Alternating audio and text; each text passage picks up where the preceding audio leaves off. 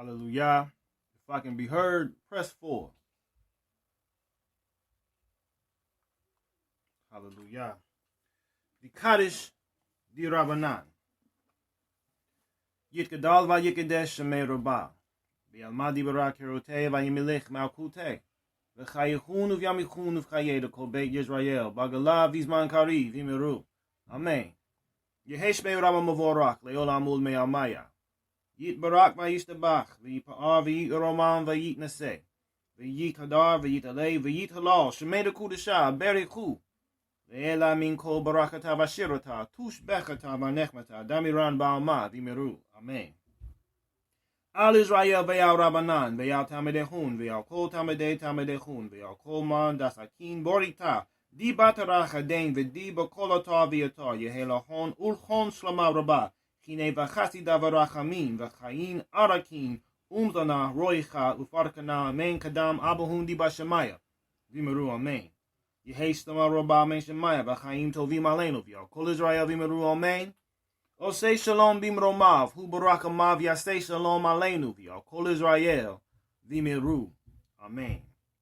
Magnified and sanctified may his great name be in the world he created by his will.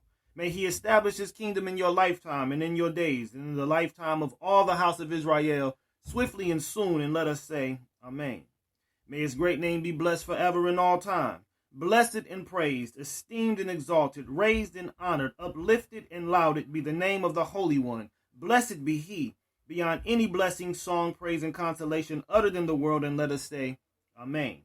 To Israel, to the teachers, their disciples and their disciples' disciples, and to all who engage in the study of Torah, here or elsewhere, may there come to them and you great peace, favor, kindness, and compassion, long life, ample sustenance, and deliverance from their Father in heaven, and let us say, Amen. May there be great peace from heaven, and good life for us all, and the house of Israel, and let us say, Amen. May he who makes peace in his high places, in his compassion, make peace for us, and all the house of Israel, and let us say, Amen. I'd like to greet all of the Zachanim, the Imot, the Morim, Akim, Akiot, and Yeladim with the ancient words of peace, Shabbat Shalom Aleichem. Would also extend our hearty thank you for choosing to fellowship with us this day, this Shabbat day, in Hebrew Vision, where Yah is El Elyon and Yahushua ben Yosef is Hamashiach. I want to also acknowledge the Morim for their reading of this week's Parsha and Haftorah, Parsha Noach, the Haftorah from Yeshayahu, Torah Rabbah, for your readings of the Parsha. Always a pleasure to hear these words read and to gain a deeper insight into the Torah and the word of Yah, Torah Rabbah. Also for your offerings, we just heard Moreh Shebaniah talk about the watchman and bring to light the unjust system of these devils who we find ourselves in the midst of. Very interesting developments where you can see the pastors being accosted by the bureaucracy, if you will, and the congregations also being investigated, whereas you have the two, shall I say, the one-party candidates who have criminal history through and through. Not to say that anything that and everything that the camps that we know in Israel, not in Israel, but the Israelite camp is innocent of all matters. I mean, prayerfully they are, but we know that there has a tendency to be, as was mentioned, some corruption and some issues that have been present with the one who calls himself the Comforter in his camp.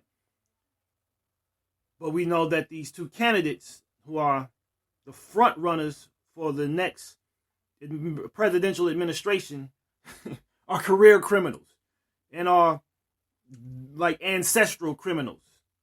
And so it is very interesting to see how, the media focuses on what the powers that be want the media to focus on.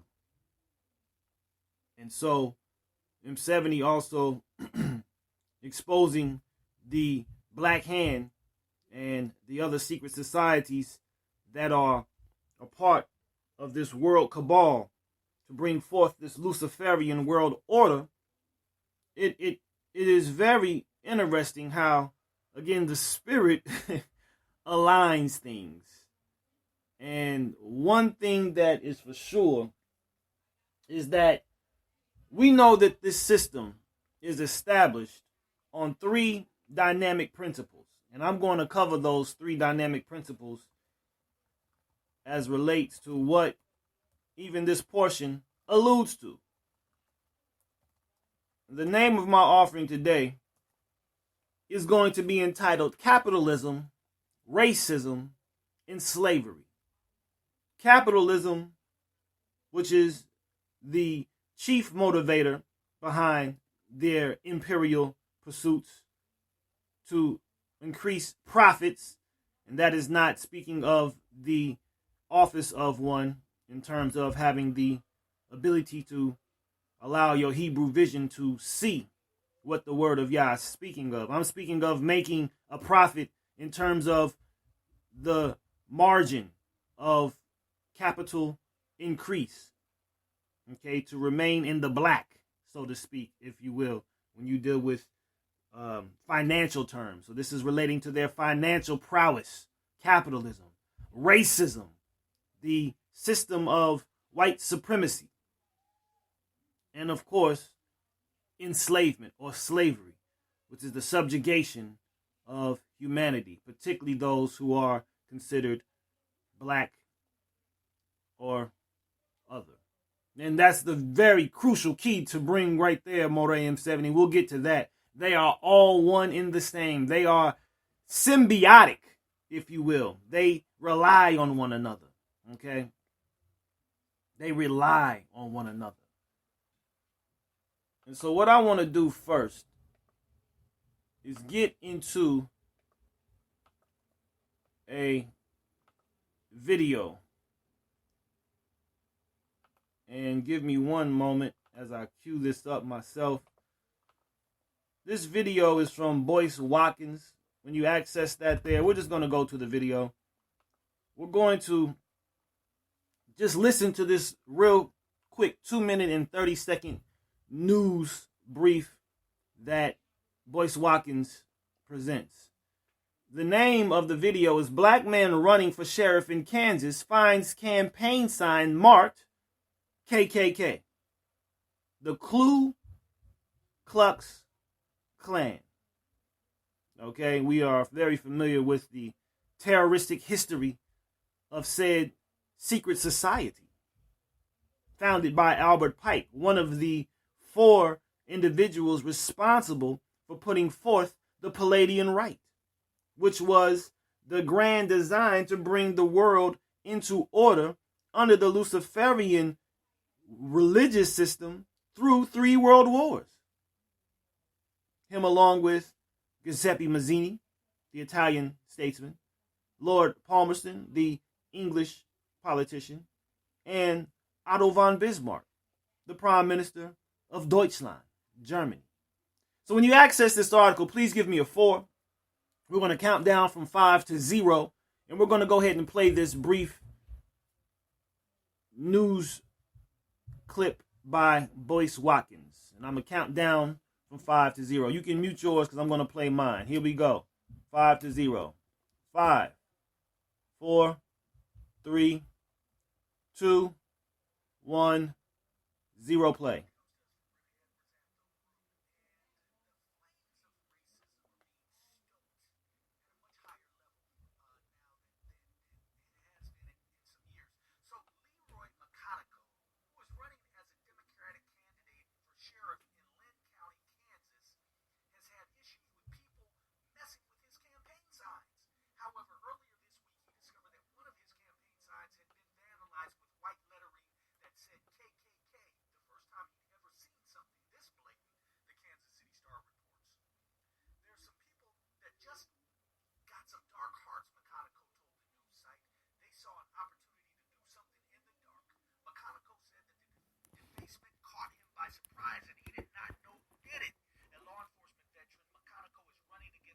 Sheriff Republican Paul Villa.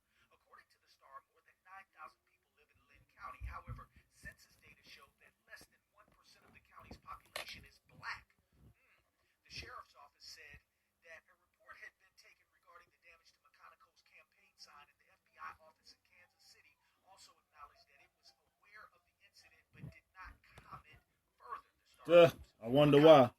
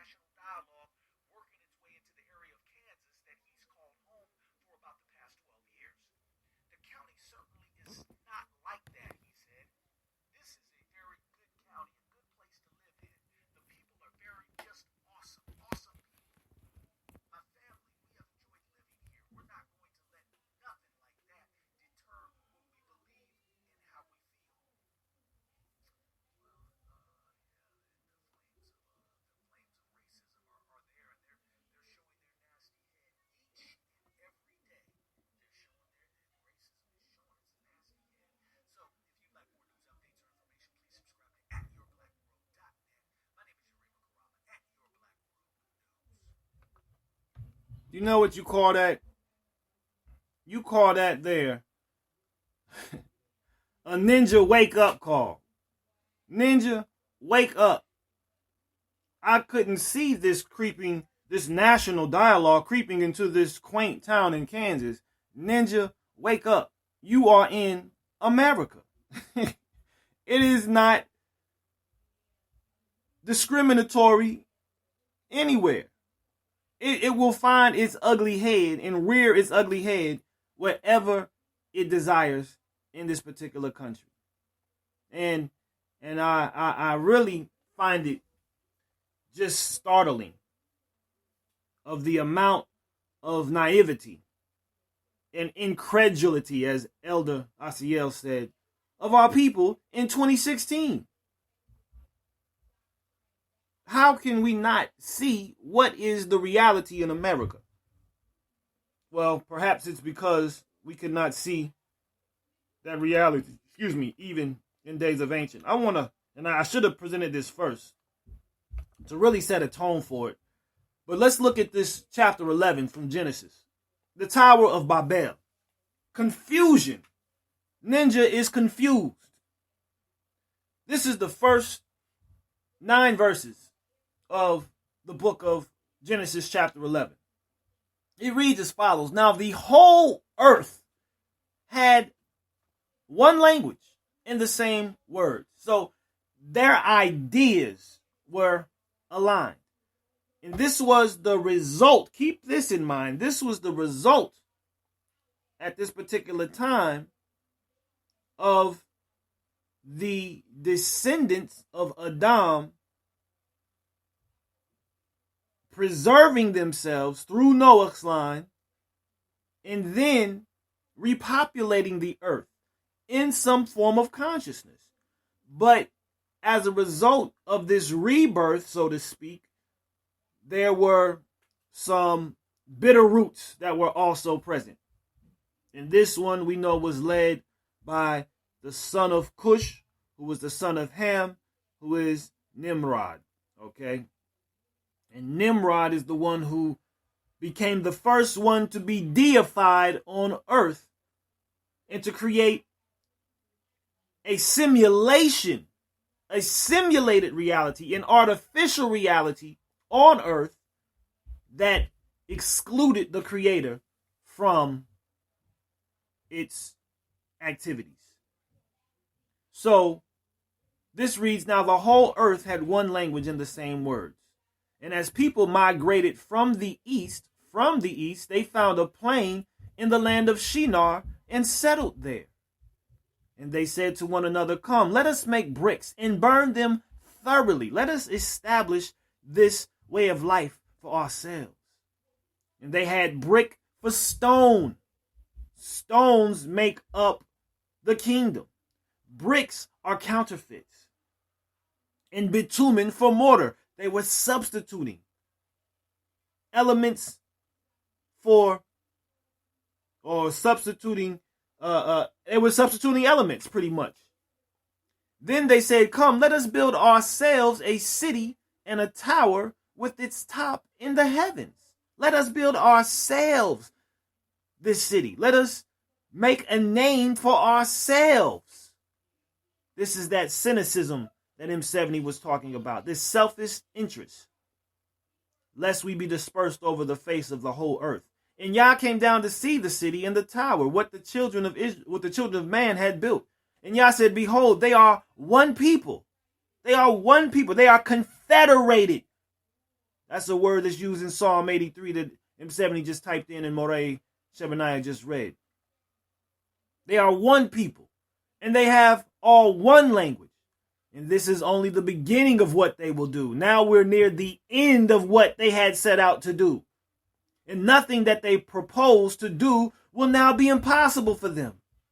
And this goes the same for us if we put our minds in Torah and our energies together. Nothing will be impossible for us to do in Yah. Come, let us go down there and confuse their language so that they may not understand one another's speech. So Yah dispersed them from there over the face of all the earth, and they left off building the city. Therefore its name was called Babel, because there Yah confused the language of all the earth, and from there Yah dispersed them over all the face of the earth. So this is an exile of sorts. This is a captivity of the wicked that Yah set out. But unlike the righteous, the wicked are more intent to unify and to bring forth a global reality. Despite their dispersion, they're seeking to globalize. They're seeking a new world order to establish that.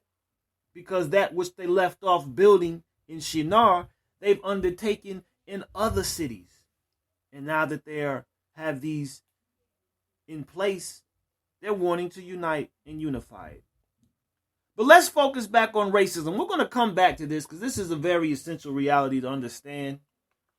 But a lot of people, after the election of Barry Soetoro, Barack Obama, they were of the mind that America is now post-racial. We've accomplished the greatest thing. We have a black man in the office.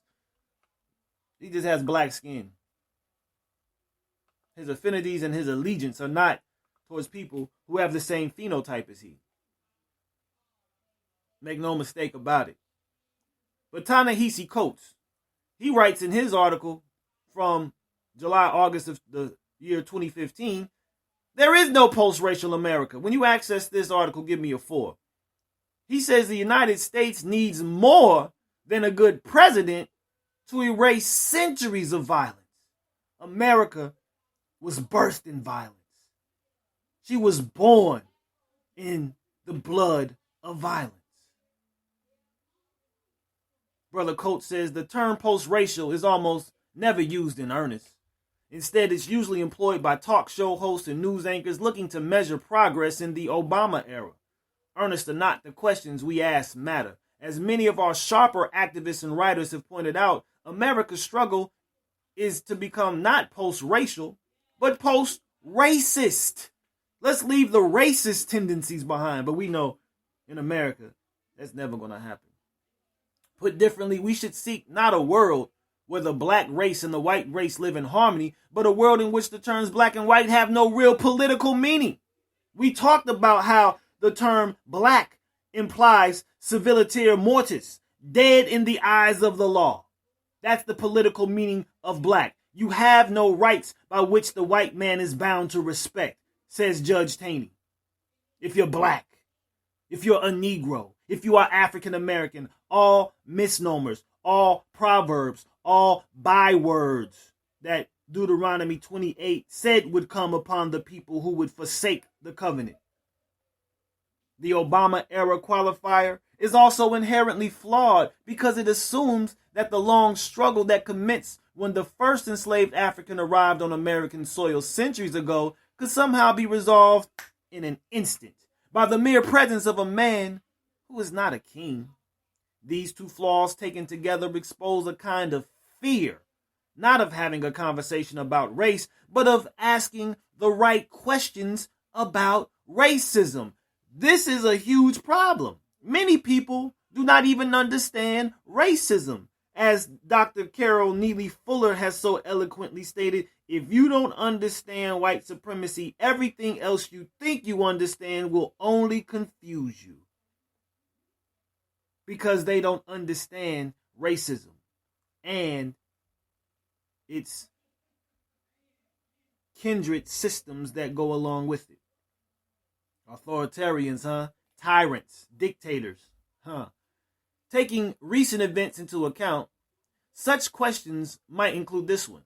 How can it be that, with some regularity, the news describes the shooting of an unarmed African American by the very police officers sworn to protect Americans? How is it that a police murderer ambushed two police in Des Moines, Iowa, was taken, known to be armed and dangerous, alive, while a 38-year-old black woman in Los Angeles who had a nervous breakdown was gunned down in her car under a hail of fire of 28 shots from police?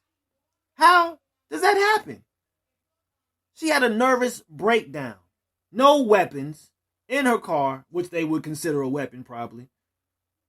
But she had a nervous breakdown and was not a threat to society.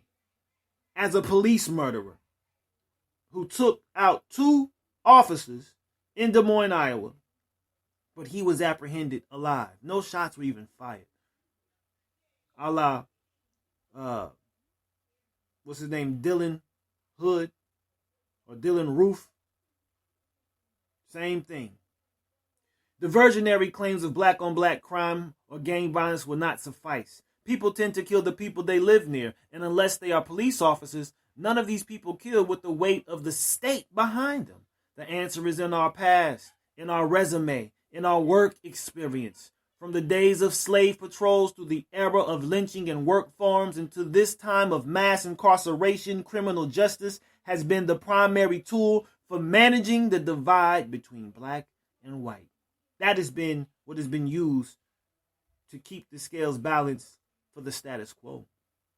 We've done this for so long that we're now almost on autopilot. Tamir Rice, Walter Scott, and Freddie Gray keep happening because they have to keep happening. Our long history of viewing of African Americans through the lens of criminal justice is a kind of programming that demands Freddie Gray keep happening. The programming does not require a critical mass of evil racists in order to be carried out, and we will need a lot more than a good president, than a great president, to terminate it. We're going to need our faith in Yah.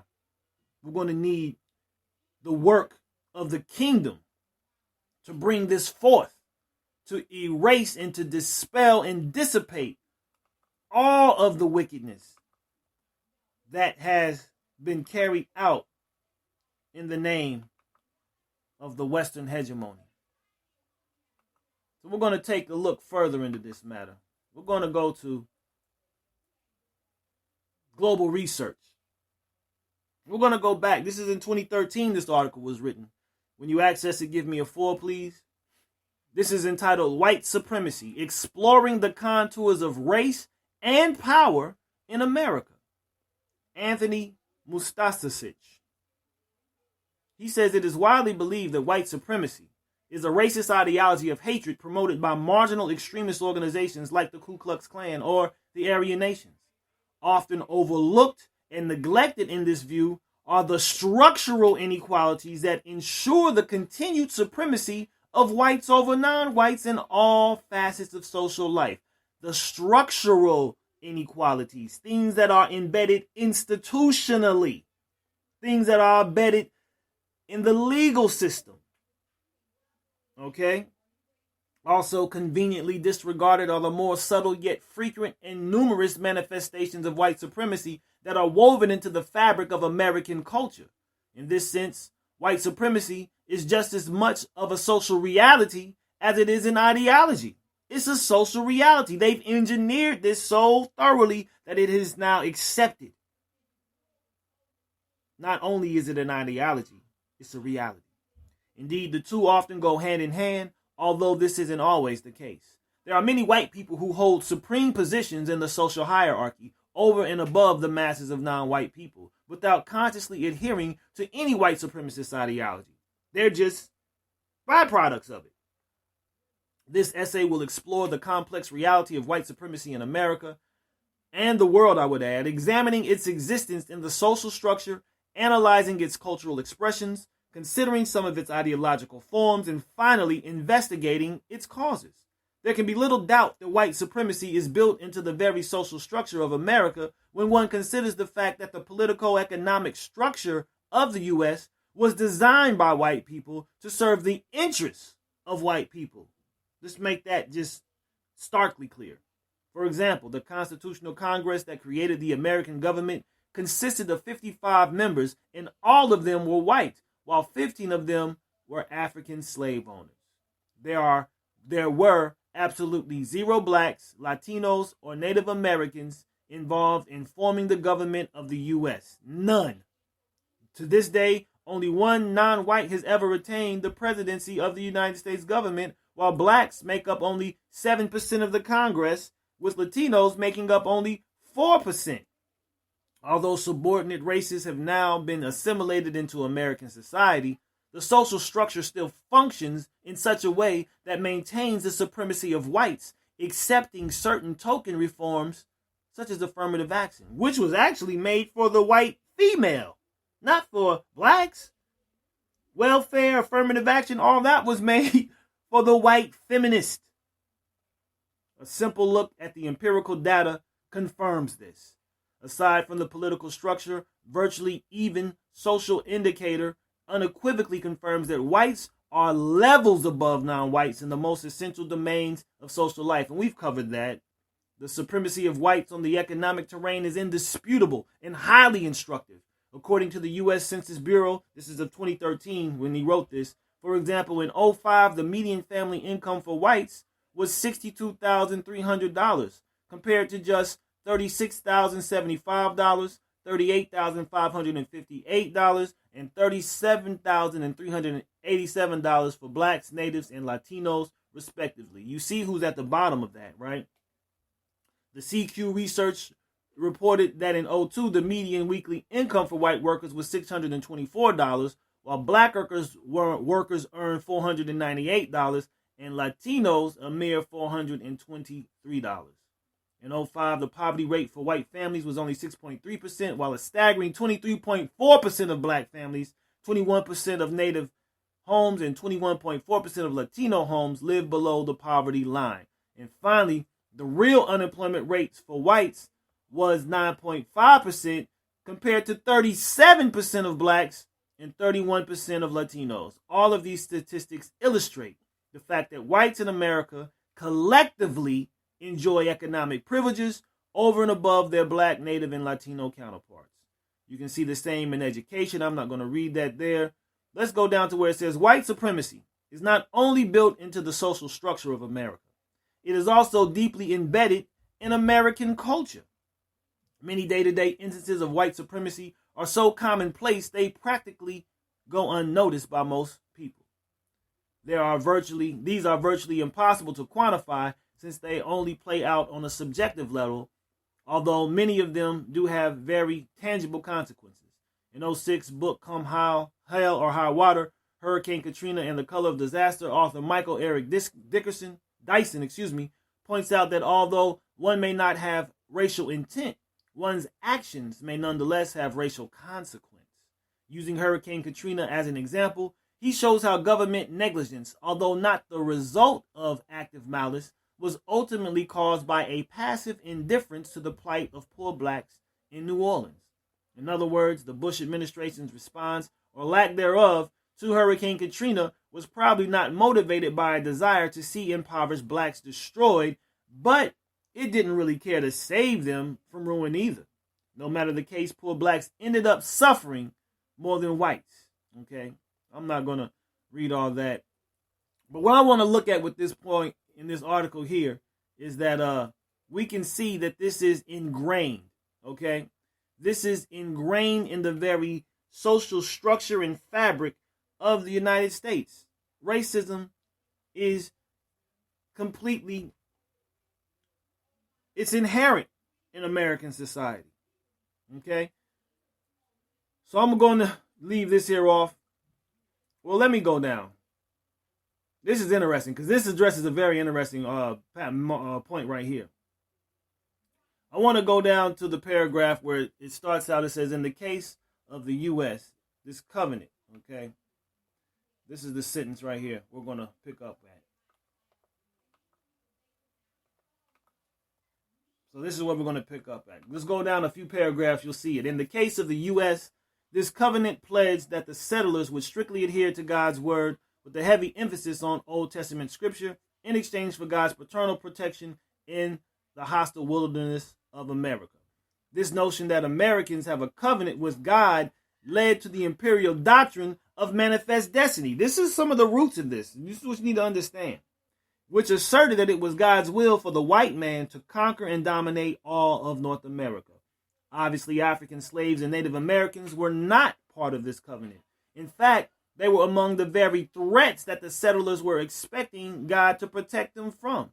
Most settlers viewed Africans and Indians as heathens, which is so funny, which allowed them to justify their subjugation due to Dum Diversas, which was Pope Nicholas's decree that they could enslave heathens or Africans and Sabians and even Muslims, and they exploit the heathens on religious grounds. This form of white supremacist ideology finds its ultimate expression in the modern-day doctrine of the Christian identity movement. This doctrine holds that the white people are the genuine descendants of the biblical Hebrews. Jews and blacks are the devil's spawn. Okay, so this is some of the ideology behind the militia movements. Okay, the white identity Christian movements. Although this teaching, and this is what the Klan largely holds themselves, although this teaching is rejected by mainstream Christians, many settlers believe that Africans were the cursed descendants of Noah's son Abraham, or Ham really, and that slavery was in fact God's punishment being inflicted on the wicked African heathen. So this is what we read this week in this portion. And this is a huge misleading understanding of what took place, because the curse was not on Ham. Who was the curse on? Somebody type that in, please. Who was the curse on that Noah proclaimed? It wasn't put on Ham. There's a C. Yeah, it does start with a C. Finished it out. The curse was placed on Canaan. Yes, indeed. It was placed on Canaan. Okay? And his enslavement, his indebtedness, his servitude was fulfilled in the book of Yahushua. That's when that prophecy was fulfilled, in the book of Joshua. In the first 3 chapters, you see that the Canaanites were brought into what they call it, involuntary servitude. They were made into servants. And that was the fulfillment of that particular prophecy. It was nothing about skin, okay? It wasn't about Ham. It was about Canaan. That's where the curse was sent, okay? So that entire doctrine is erroneous through and through. And even the rabbi, whose name is Sheb, you dealt with the dude, Rosenberg, he states that that is an erroneous doctrine. Not to say that that makes it that much more justified, but just to bring that point up. So the second main form of white supremacy cloaks itself in secular language and masquerades as science. It is well known that Europeans have frequently devised bogus scientific constructs to justify their colonial conquest of non-European peoples. Scholar Samir Amin observed that genetics has been used to claim that biological traits, sometimes called racial characteristics, are the source of cultural diversity and create hierarchy within diversity. This is the science of phrenology as well that they use, the structure of the brain, the size of the brain. They use the whole pseudoscientific basis to justify that blacks, quote unquote, are less intelligent than Europeans. Now largely discredited in Europe, these pseudoscientific theories took on a new impetus in America with the 1994 publication of Richard J. Herrnstein and Charles Murray's controversial book, The Bell Curve, Intelligence and Class Structure in American Life. Drawing on a long tradition of imperial discourse, the authors argue that all races are genetically predisposed to a general level of cognitive ability or IQ, Whites are shown to possess a much higher IQ than blacks, natives, and Latinos, which accounts for their supremacy in social life. The authors claim that the reason non-whites tend to be the most impoverished, the most dependent on welfare, the most susceptible to crime, and the most unemployed is because they have relatively low IQ levels.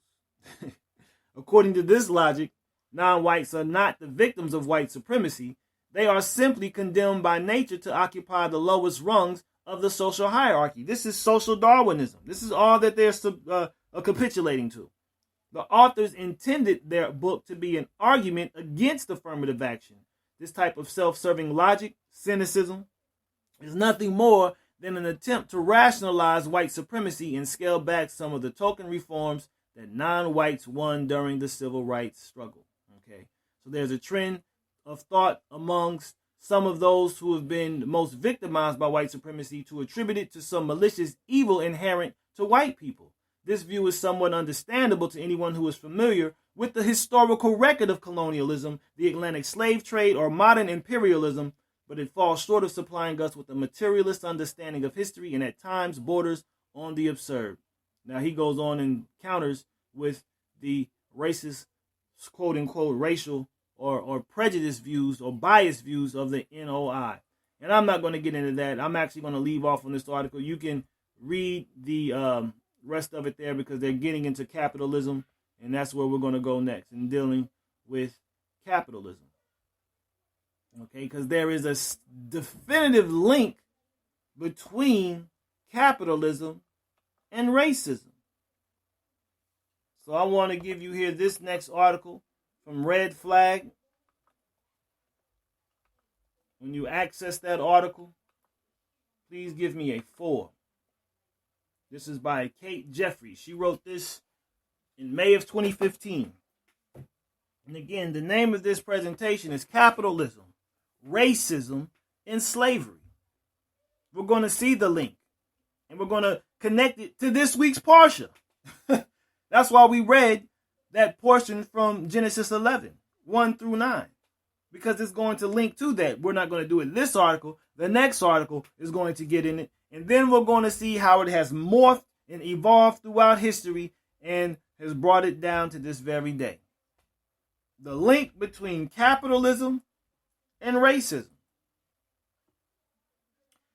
Now, this is from Australia, very interesting, okay? She's in Australia, but let's look at how she analyzes this matter. We live in an age of racism. In Australia, the federal and Western Australian governments attempt to drive Aboriginal people in remote communities from their land is only the latest episode in the war on Indigenous people. Now, they recently just won their land back. This year, I believe, they actually received a governmental decree that gave them their lands back, their Indigenous lands. In the United States, there is an epidemic of police slayings of predominantly black young men. In Europe, fascist and far-right parties have gained ground. Attacks on the Roman people continue, and anti-Muslim racism against refugees and migrants is extreme. It's clear that this is a global problem. Now, this is what I was talking about. This is what Yah did by scattering these wicked devils on the four corners of the earth, because now they're putting their roots and their talons and their claws in the soils of these lands that they now find themselves, and they're carrying out this diabolical plan that they've started way back in Chaldea that was with African people. Nimrod was African. The Mesopotamians were called the Sagiga, the blackheads. But did that stop them from hating the children of light? No, it did not. So how do we get to this, and how do we change it? Socialists locate the beginnings of racism in the birth of capitalism. They locate the birth of the beginnings of racism in the birth of capitalism and argue that to truly challenge racism, we have to challenge the system that produces and benefits from it. Capitalism and slavery. 19th century revolutionaries Karl Marx and Frederick Engels, who are agents in my mind and my eyes, describe the realities of British industrialization, child labor, the horrors of the mines and the mills, and the lives lost to the appalling working and living conditions of the time.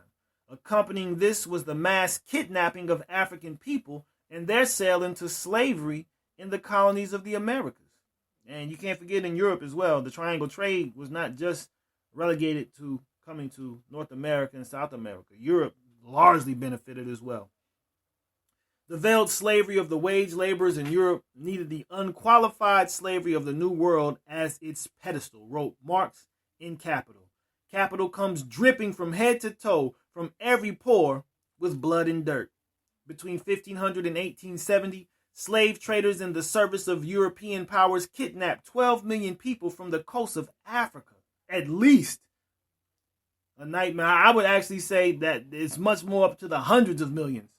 A nightmarish journey across the Atlantic followed. The prisoners were chained together, unable to move and barely able to breathe. 1 in 10 died in transit. On arrival in North and South America, or the Caribbean, or Europe, plantation owners brought the survivors in a sickening imitation of the sale of livestock. The purchasers examined them for defects, looked at the teeth, pinched the skin, sometimes tasted the perspiration to see if the slave's blood was pure and his health as good as his appearance, wrote historian C.L.R. James in The Black Jacobins. Work on the plantations was ceaseless and brutal. To keep human beings in subjugation, says James, required a regime of calculated brutality and terrorism. But this is not addressed in modern day times.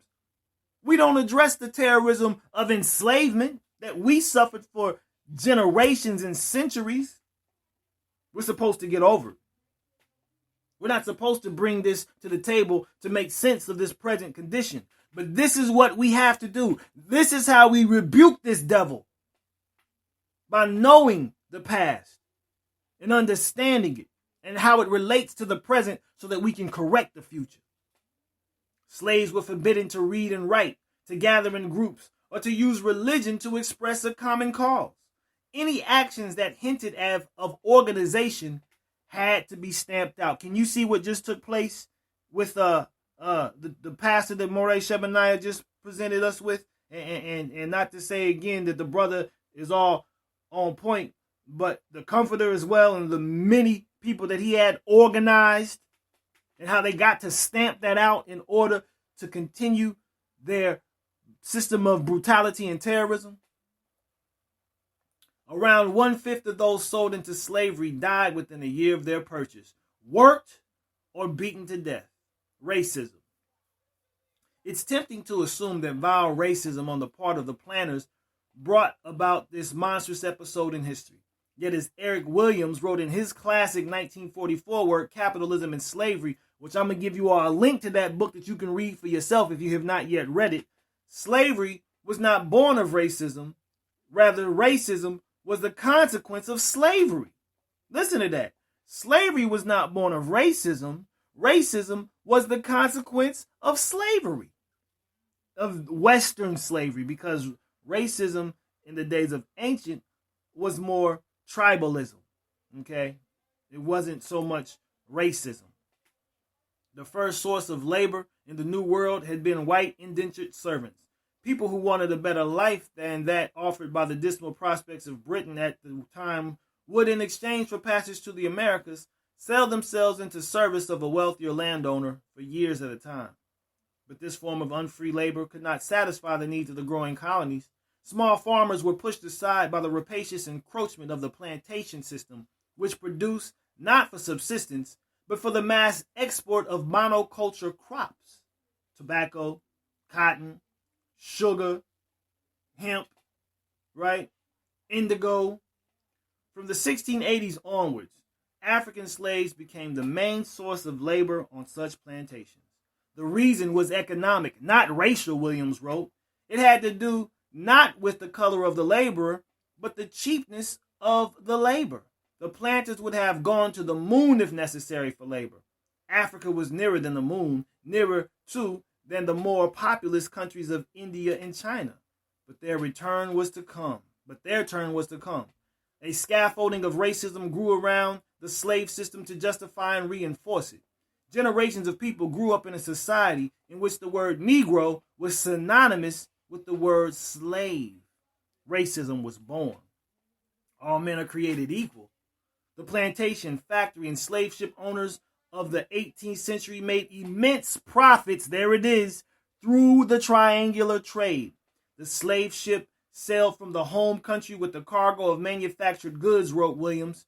These were exchanged at a profit on the coast of Africa for Negroes, who were traded on the plantations at another profit in exchange for a cargo of colonial produce to be taken back to the home country. This colonial produce supplied the raw materials for industrialization in England. So the industrial age was birthed in the bowels of enslavement of our ancestors. In this way, the triangular trade acted as a motor for the development of capitalism.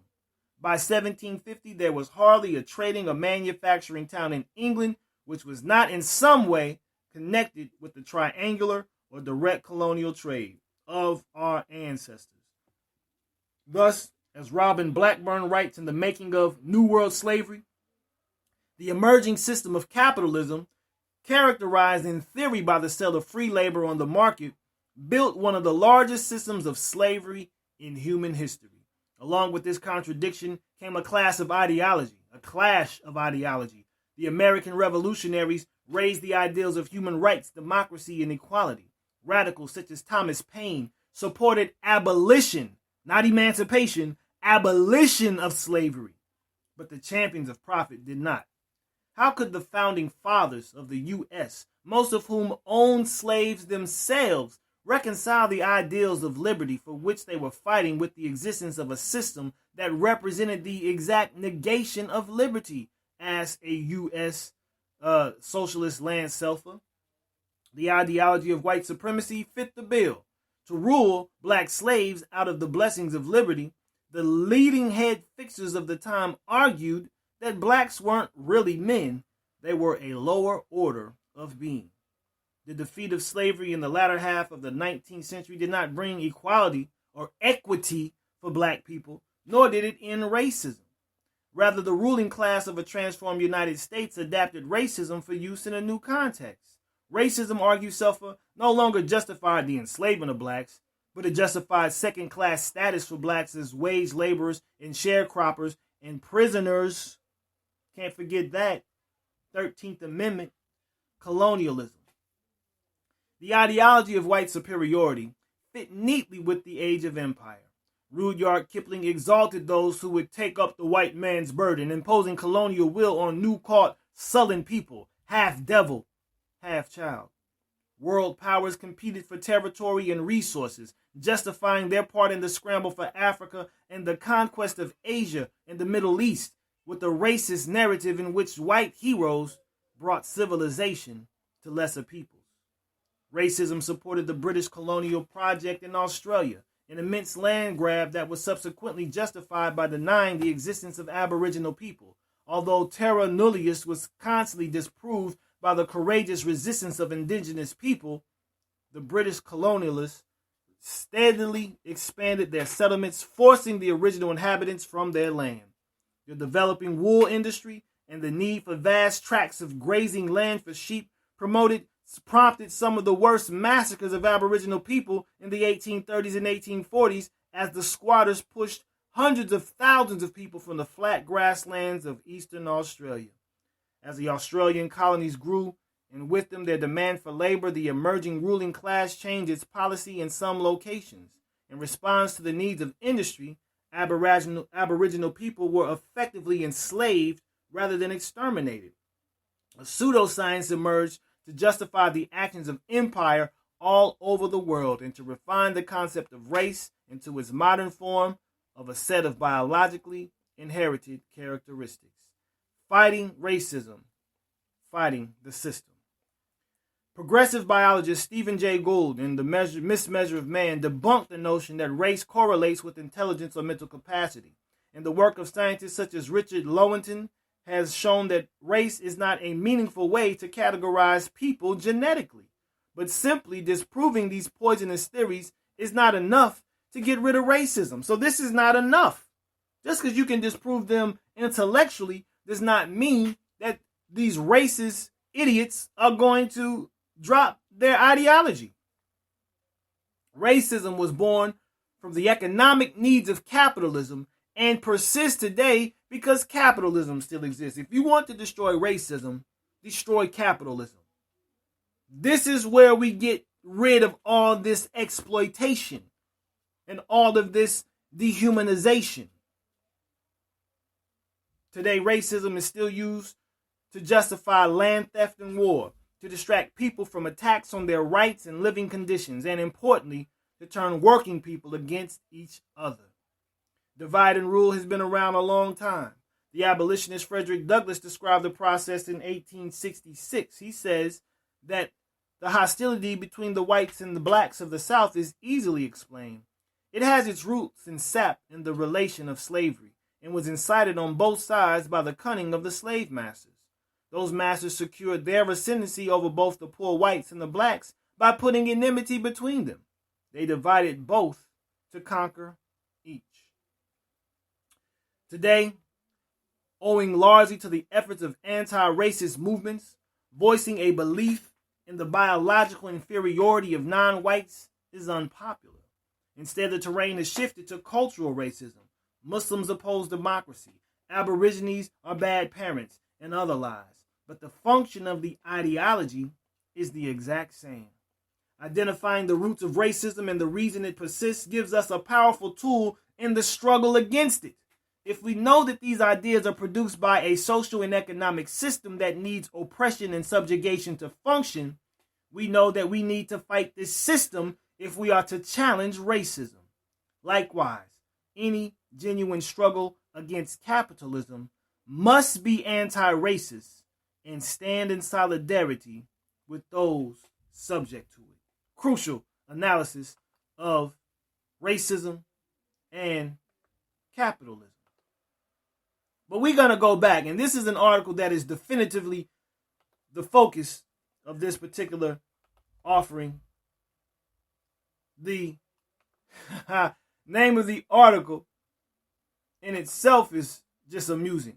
And I don't necessarily agree with everything with these ministries, this ministry supports and promotes, but this is a very interesting article. The name of the article is entitled, A Captivity to Babylon's the Great's Financial System. A Captivity to Babylon the Great's Financial System. So when you access this article, please give me a 4. This was written by Stephen M. Collins. I'm just going to get into the introduction, and then we're going to skip down a couple of sections. One section, actually down to 2 sections, and then we're going to get this going. So the introduction says this. Is any captivity going to occur in the latter days ahead of us, just prior to the appearance of Yeshua HaMashiach? Will the modern nations of Israel be taken captive by a Nazi-like beast power that will arise in Europe? Or will a different kind of captivity, a type that repeatedly befell ancient Israel, happen again today to the modern nations of Israel?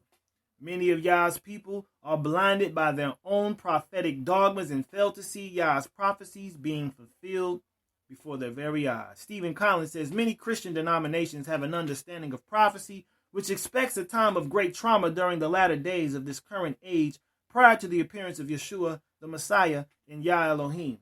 The terms Great Tribulation and Jacob's Trouble have been applied by some to this prophesied time of trouble. In some of the churches of God, there has been an expectation that this time of trouble would include some kind of captivity for Yah's people in the latter days of this age. Even today, some Christians still believe that the modern nations of the tribes of Israel will be taken captive by a Nazi-like beast power which will arise in Europe. The Worldwide Church of God once taught that concept, but its teaching failed in 1972, and in 34 years since that date, nothing has happened which indicates such an event will occur.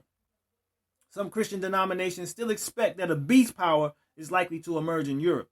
However, many secular observers have noted the dramatic weakening of Europe on the world stage. Europe has largely disarmed and is under dire demographic threat from the millions of radicalized Muslims living in its midst. Indeed, the term Eurabia, has been coined to describe the ongoing invasion of Europe by Muslim immigrants. Europe is a target ripe for attack, not a candidate to carry captive other nations.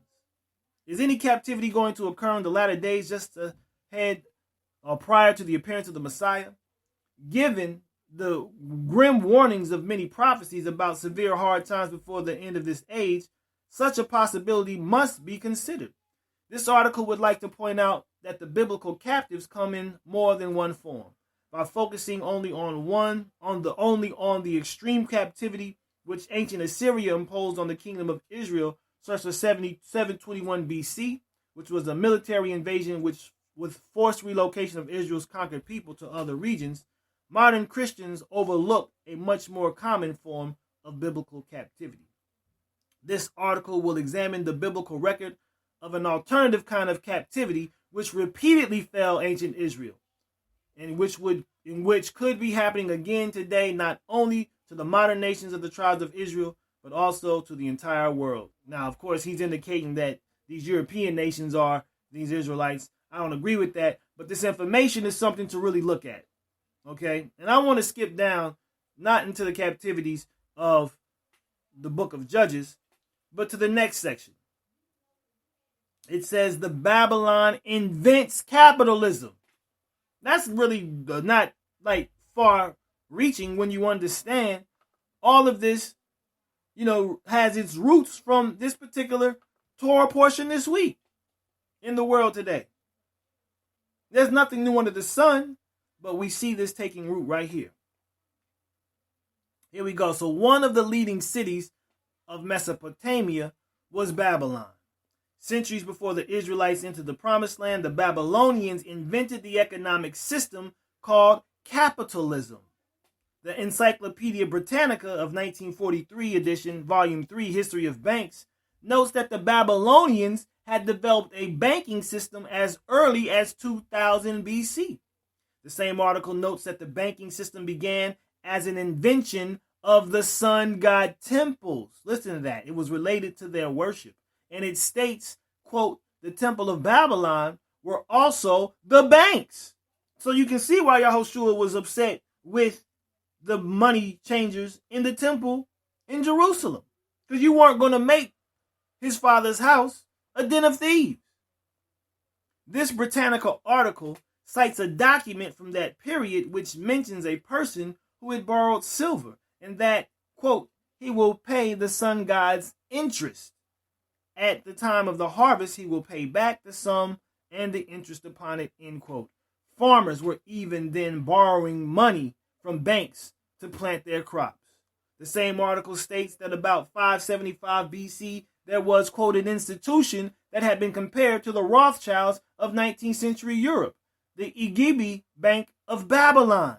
The records of this bank show it loaned on crops, attaching them in advance, loaned on signatures, and on objects deposited, and received deposits on which it paid interest. We see in this account that modern banking practices had their origins with the sun god temples of ancient Babylon in Mesopotamia. The description of Babylonian banking practices in the 6th century BC gives us an insight into Babylonian banking practices in previous centuries as well. So, here it is. If you are able to see this connection between capitalism, racism, and enslavement as relates to Babylon, type a 1 in based on what we just read, because we need to understand this dynamic. This is an entire spiritual, political, economic attack that they're launching, a program that they're launching to completely extinguish the light of the kingdom of Yah. Because think about it.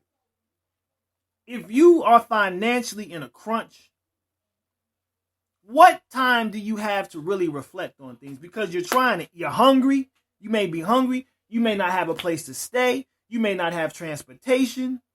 There are all kinds of variables that will be present.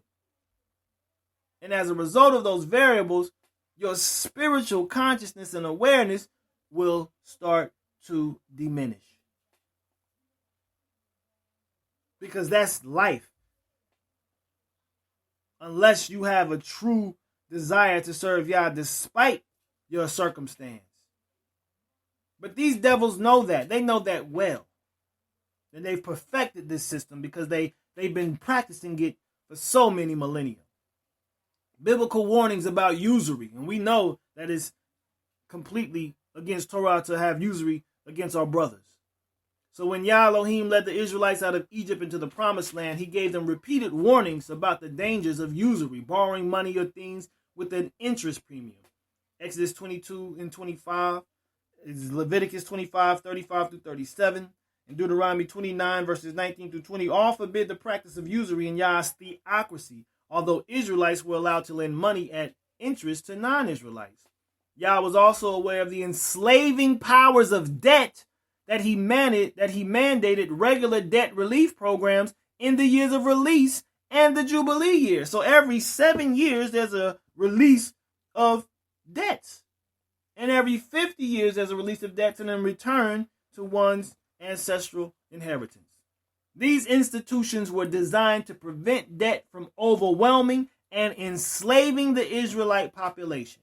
Centuries later, King Solomon warned about the inexorable enslaving power of debt when he wisely observed, the borrower is servant to the lender. Proverbs 22 and 7. And we were told in the blessings that we should be the head and not the tail, that we should be the lender and not the borrower. When we're in order, but when we're not, will we suffer to all the ravages of the circumstances that we bring upon ourselves. Continuing the article. When ancient Israelites forsook Yah Elohim, they embraced sun worship idolatry, which included the banking practices of the sun god temples. I'm going to be straight up. I have not banked in over 8 years. I do not go to banks except to cash my check. I have no accounts with any particular bank. I got some gift cards, but I don't deal with these banking systems. And it was just happenstance. I didn't know it was this deep, that these banking practices are connected to these sun god temples. But when you look at these banks and you really think about it, it makes sense. They're temples in and of themselves. So, marketers at the sun god temples likely had easy incentives to entice Israelites to take out loans to buy things which they could not afford to purchase on a cash basis. Look at that. This practice simulates the economy in the short term. And I certainly don't own any credit cards. But this practice stimulates the economy in the short term, but it has severe long-term effects when borrowers fall on hard times and cannot pay their loans. Then, as now, lenders were entitled to foreclose on collateral backing the loans when borrowers could not pay their loan obligations. Significantly, the very first period of Israelite servitude to a foreign power was to the Mesopotamians, the very group which invented the banking system and capitalism as part of their sun god worship. It is easy to see how the ancient Israelites gradually took on too much debt. You can also relate that to enslavement and to sin, okay? We sin too much as well, okay? We want more things than we need. We have too much desire that is not centered in Torah, which is how you get debt.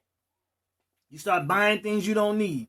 And the Mesopotamian moneylenders in the sun god temples legally foreclosed on the assets and properties of the Israelites in the promised land, resulting in a situation where Israelites were reduced to being serfs, serving foreigners on the Israelites' former lands. When Yah's laws were not obeyed, there were no years of release or jubilee years to liquidate the debts or regain properties. The Israelites would cry out to Yah for deliverance in these cycles of oppression, and Yah would send deliverers who would overthrow foreign domination, and the people would then obey Yah Elohim for a time.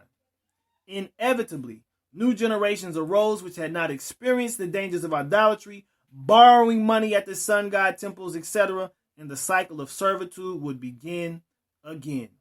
Economic captivities. Now, if you've ever heard of this term before, type 1. If you have not heard of an economic captivity, type 0. I will be the first to type in. Prior to this article, I have never heard of the term economic captivity. But it makes perfect sense, because this is what the world is going into and has entered. It has entered into economic captivity. Selah. Continuing. Notice how the book of Judges often describes the servitude or captivities of the Israelites in economic/commercial terms.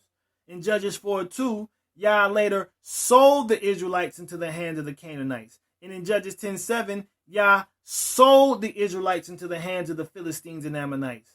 When the Israelites abandoned Yah, his laws, and served sun god deities, they were sold into the hands of oppressors who ended up owning the goods and properties of the Israelites.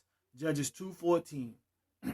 Once we understand that the money lenders were part of the sun god temples, we can see how this economic oppression occurred repeatedly. As an aside, this also sheds new light on why Yeshua, the Messiah, became so angry at the money changers who had taken up residence in the temple of Yah Elohim. It appears that the ancient Israelites repeatedly lusted for short-term gratification. This is something that we must learn to overcome. We do not need to gratify every sense and desire that we have on a short-term basis. But this is the society in which we live, when we can pop everything in a microwave and get it done quick, as opposed to let it warm up and take time and to retain its value, nutritionally speaking. But again, it appears that the ancient Israelites repeatedly lusted for short-term gratification and amassed debts too large to repay to the money lenders at the sun god temples.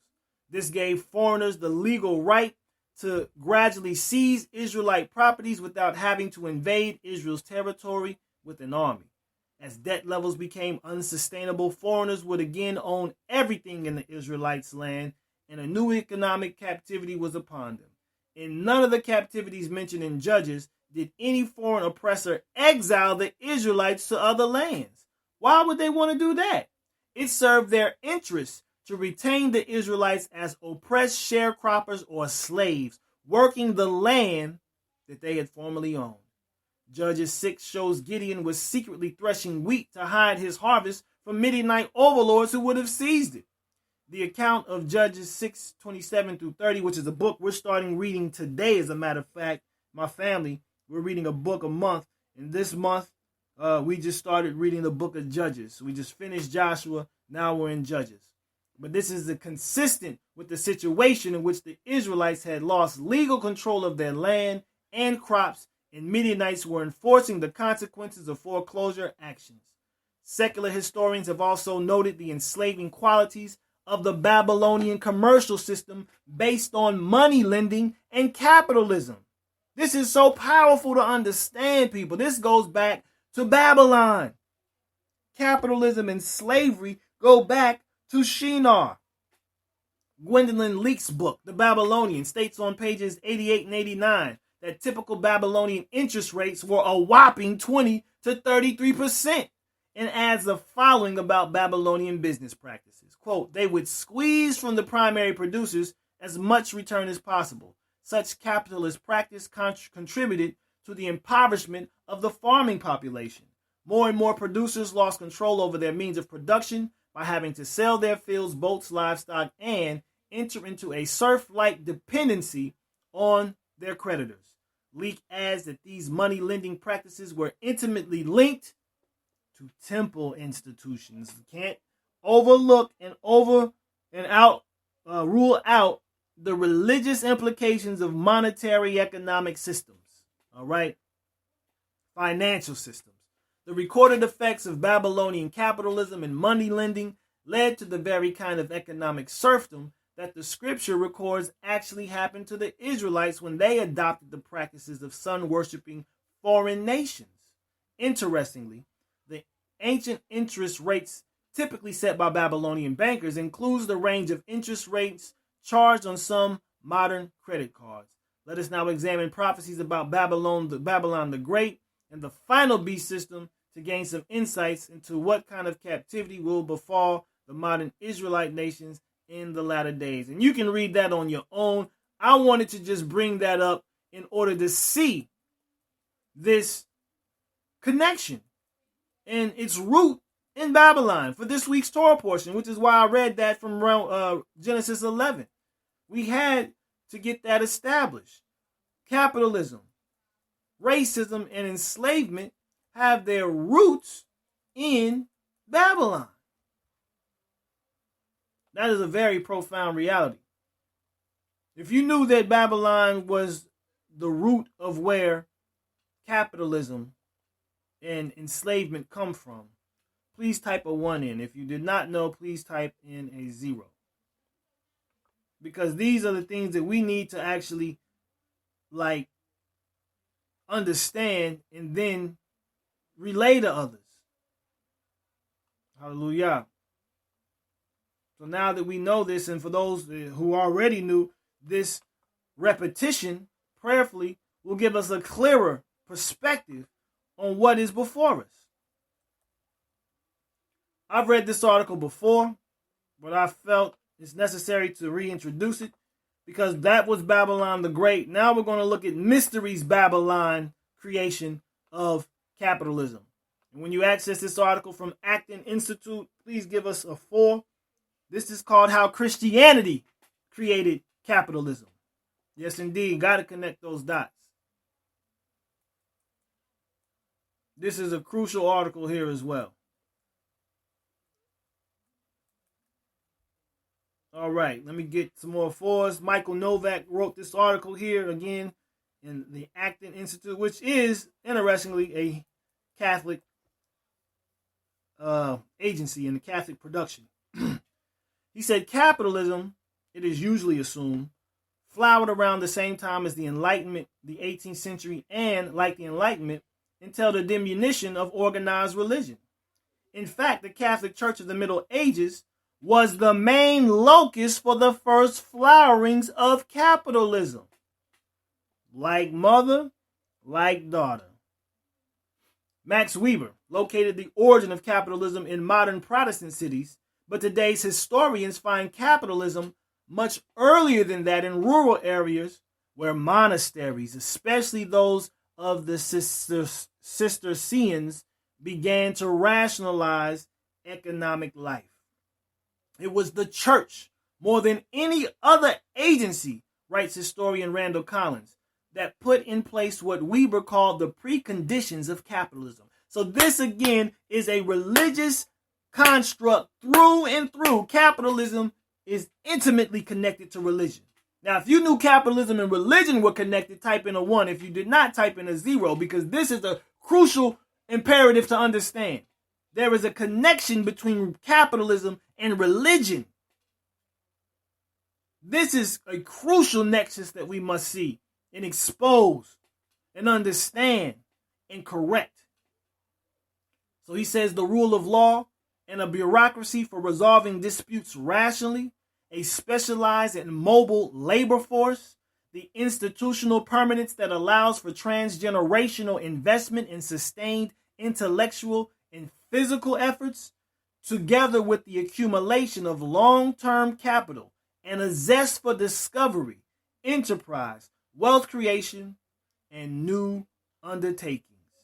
This is what the Catholic Church is all about.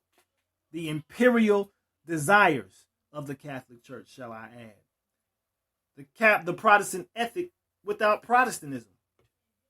The people of the High Middle Ages, from 1100 to 1300, the current era, were agog with wonder at great mechanical clocks, new forms of gears for windmills and water mills, improvements in wagons and carts, shoulder harnesses for beasts of burden, the ocean-going ship rudder, eyeglasses and magnifying glasses, iron smelting and ironwork, stone cutting and new architectural principles.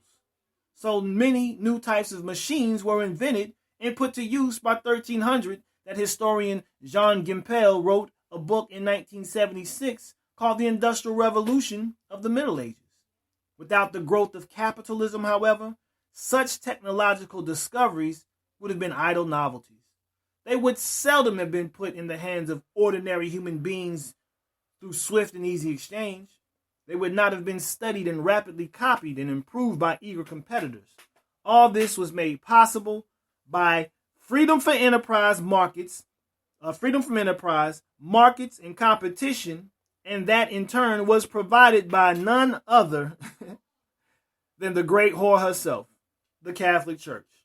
The church owned nearly a third of all the land of Europe. Look at that. They own nearly a third of all the land in Europe.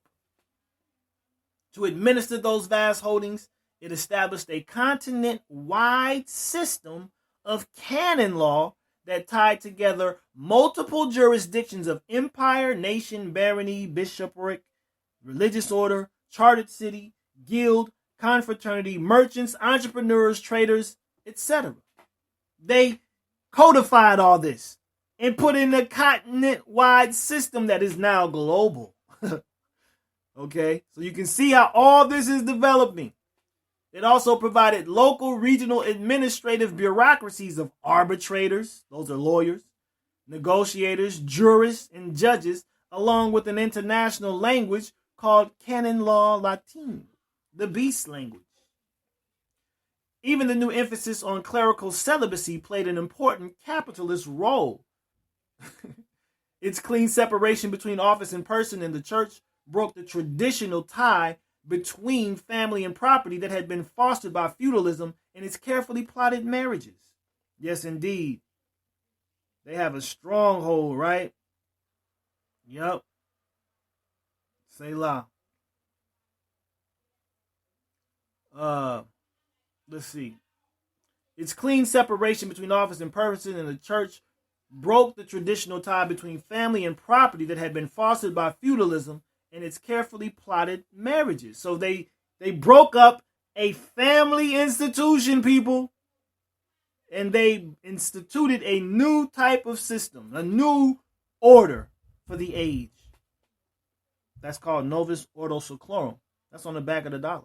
It also provided Europe with an extraordinary, highly motivated, literate, specialized, and mobile labor force. The Cistercians, who eschewed the aristocratic and sedentary ways of the Benedictines, Pope Benedict. Now, keep in mind, Francis comes from the order of Cistercians or the Franciscans, okay?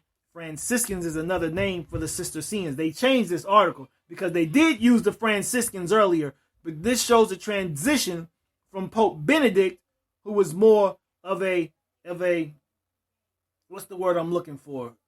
Conservative type of person, which the Benedictines were, to the Franciscans, who became a little more liberal. Okay, so this is a very, very cloaked in like very hidden historical principle that we need to understand. Okay, so again, the Cistercians, who eschewed the aristocratic and sedentary ways of the Benedictines, and consequently broke farther away from feudalism, became famous as entrepreneurs. So you can see how now Francis is coming into the fold and being a little more liberal. You know, he's trying to give a new image to the Catholic Church, be a little more contemporary. Whereas Benedict was that old Rottweiler where he was just like, we're going to stick to these guns because that's who we are.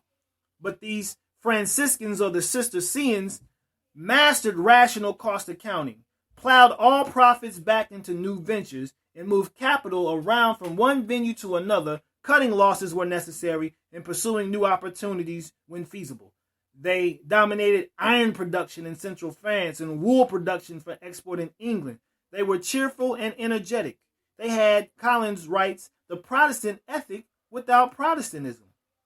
Being few in number, just like Francis is the first Jesuit pope. And they do have a new pope, by the way. The brother's, I won't call him a brother's name. He's not a brother, but his name is, oh my goodness, it slips my mind. But there is a new superior general for the Society of Jesus that is now in place. And his name is very peculiar as well. I believe he is, he's not Roman either. So this is a very unique move for them as well. But I digress.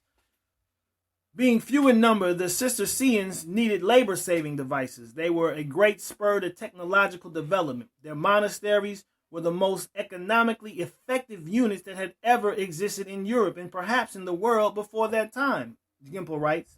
Thus, the high medieval church provided the conditions for F.A. Hayek's famous spontaneous order of the market to emerge. And you can see Francis has this through and through. He's a very thrifty kind of individual.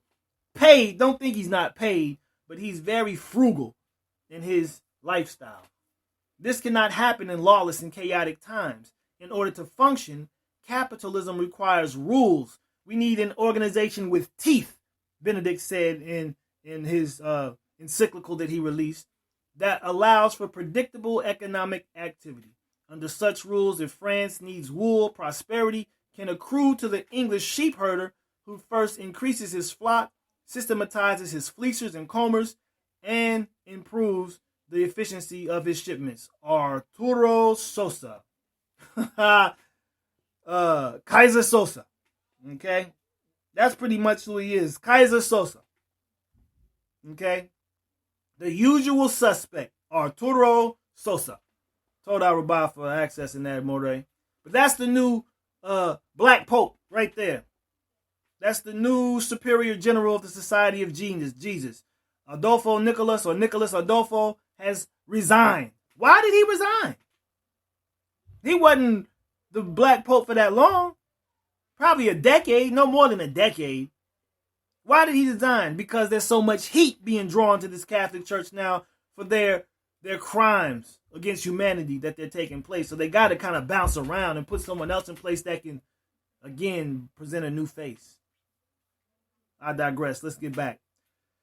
Thus, the high medieval church provided the conditions for, we read that there. In his 1991 encyclical letter, Senstimus Annus, Pope John Paul II points out that the main cause of the wealth of nations is knowledge, science, know-how, discovery, in today's jargon, human capital. Literacy and study were the main engines of such medieval monasteries. Human capital and moral intellectual was their primary economic advantage. That's a lie.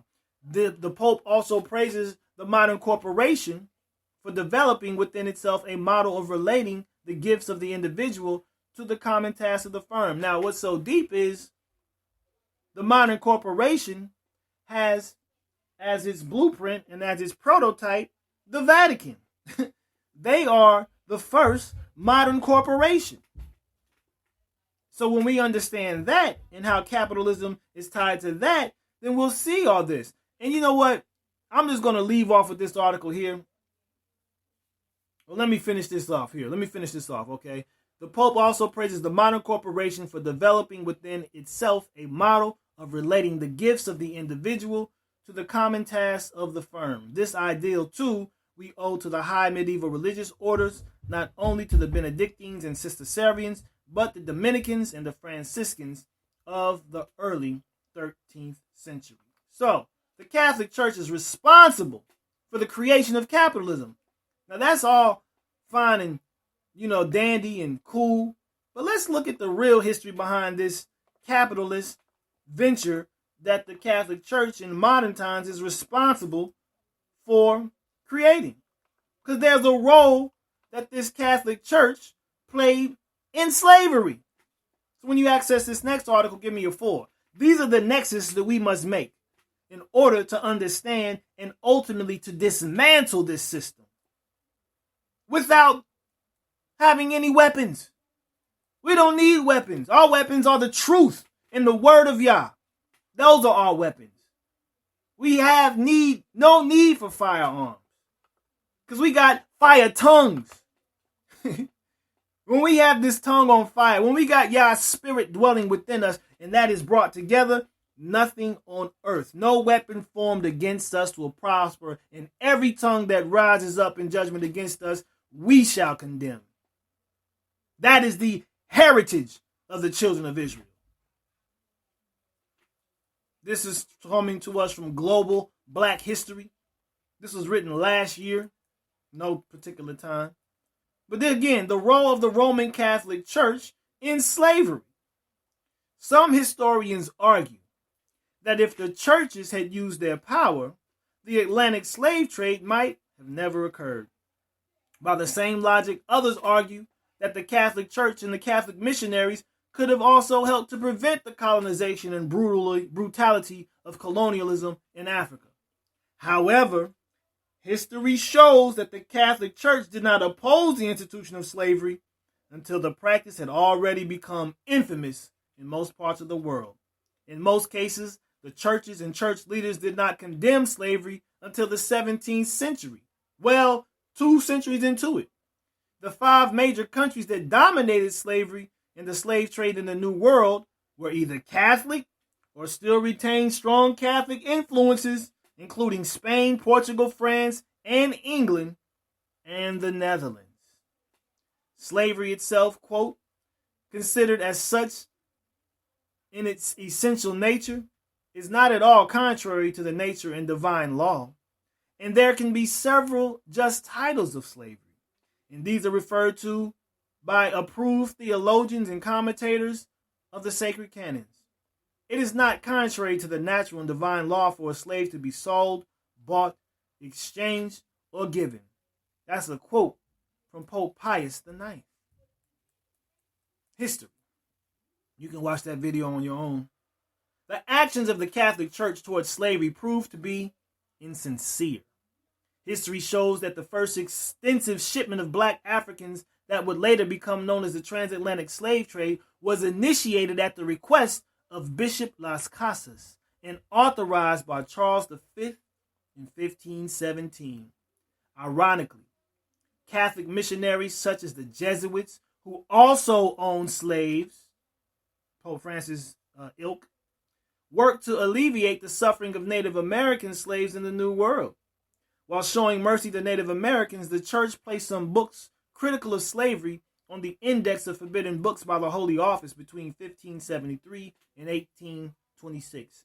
Capuchin missionaries were excommunicated for calling for the emancipation of black slaves in the Americas. They excommunicated the missionaries who called for transitioning the the ownership of African slaves from one entity to another. That's what emancipation is. At various points, the Catholic Church would appease its followers and their conscience by trying to find a middle ground. Because Catholics considered baptized slaves in full communion with the church, as opposed to some non-Catholic colonies, masters could not kill a slave without facing murder charges. If able, slaves had a right to purchase their freedom, referred to as an act of manumission. Slaves could not be worked on Sundays or on the 30 Catholic feast days, guaranteeing some days of leisure. Slaves could also join lay Catholic fraternal organizations alongside free blacks. All of these protections perhaps provided slaves in Catholic territories with a degree of protection from the harshness of the dehumanizing experience of slavery. Amazingly, Catholic bishops would publicly condemn slavery, but privately allowed it to continue in colonies that economically enriched the church.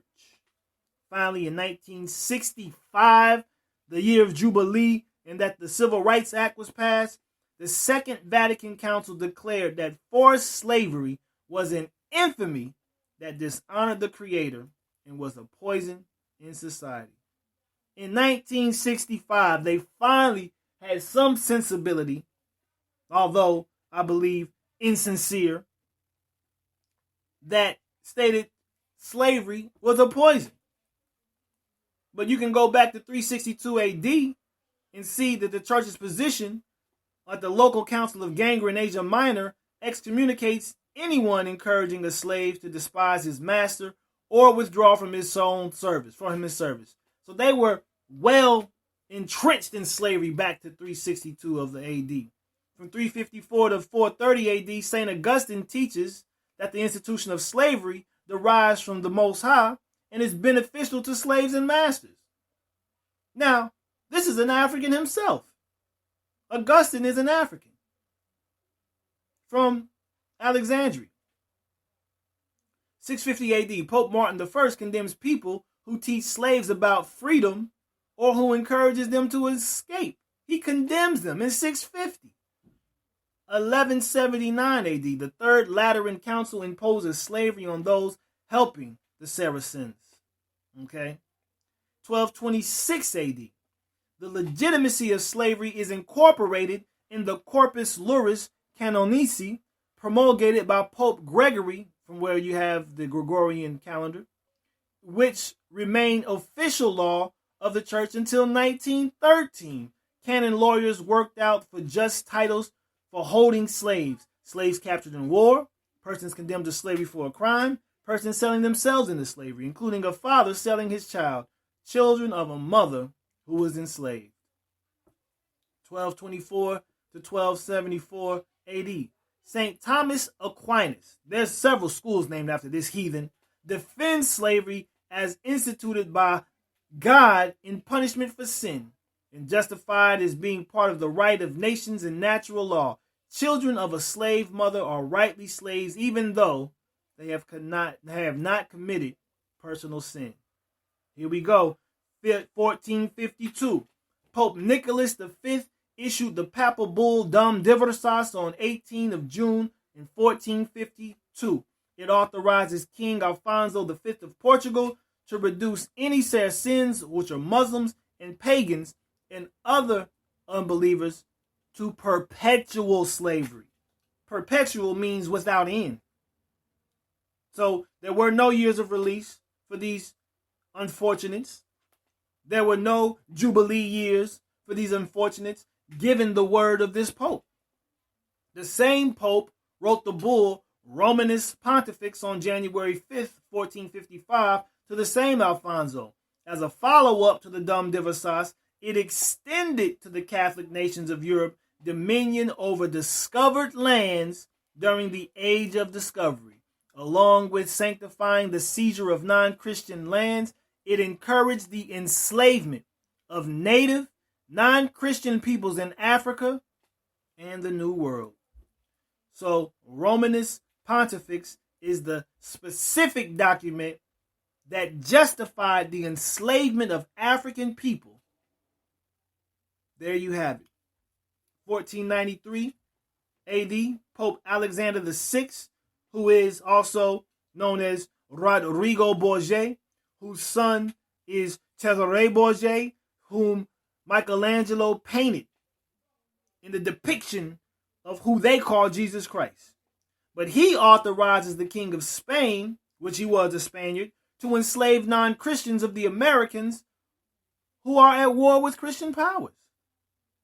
1494, same Pope, in the 1494 Treaty of Tordesillas, divides the known New World between the two countries, as there was a need to locate a group to work in areas where the supply of indigenous labor was insufficient to sustain their colonies. Spain and Portugal, at the behest of Pope Alexander VI, imported Africans.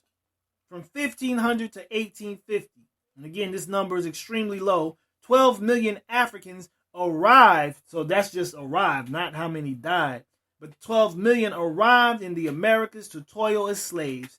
The vast majority of these slaves worked in the Catholic colonies of Spain and Portugal. 1548, Pope Paul III confirms the right of clergy and laity to own slaves. In 1866, Pope Pius IX declared slavery itself. We just read that there. But that is just profound. So we got to see how Babylon and how Mystery Babylon have sanctioned not only capitalism, but also slavery. And I mean sanctioned in the sense like they sponsored it. They sponsored it. But what is so profound? Again, if we understand that the Vatican is the first corporation of the modern era, we can see how corporations, and particularly that of Wall Street in America, have largely benefited from the enslavement and exploitation of labor from our ancestors. So when you access this next article, please give me a 4. This comes to us from the Washington Post. It's called A Permanent Reminder of Wall Street's Hidden Slave Trading Past is Coming Soon. A permanent reminder. Perpetual, right? When you access that, give me a 4. This is by Abby Phillips. She wrote this on April 15th of 2015, last year. You can see the slave market about 1730 in New York. New York had slaves. Wasn't that a northern colony? Did they have slavery in the northern colonies? Easy, yes they did. Yes they did. New York City has a not so little secret.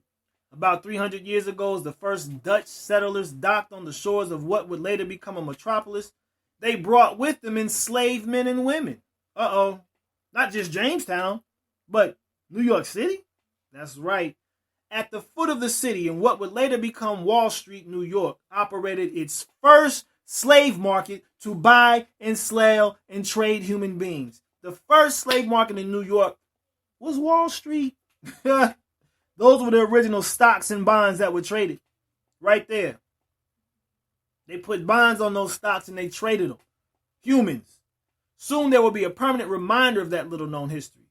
The New York City Council approved the creation of a historical marker acknowledging for the first time the contributions of slaves to the creation of early New York and its economy. It will be erected later this year, just a block from where the market once stood. Anybody ever hear about this? Because I didn't hear about this in mainstream news. They weren't promoting this. I didn't hear about this personally. If you heard about this, push a 1. If you did not hear about this, push a 0. Did anybody know that this was even up? That there's a marker stating that Wall Street was built on the back of slaves? I didn't know that they did this prior to reading this article. It wasn't promoted. Hallelujah, Marcus.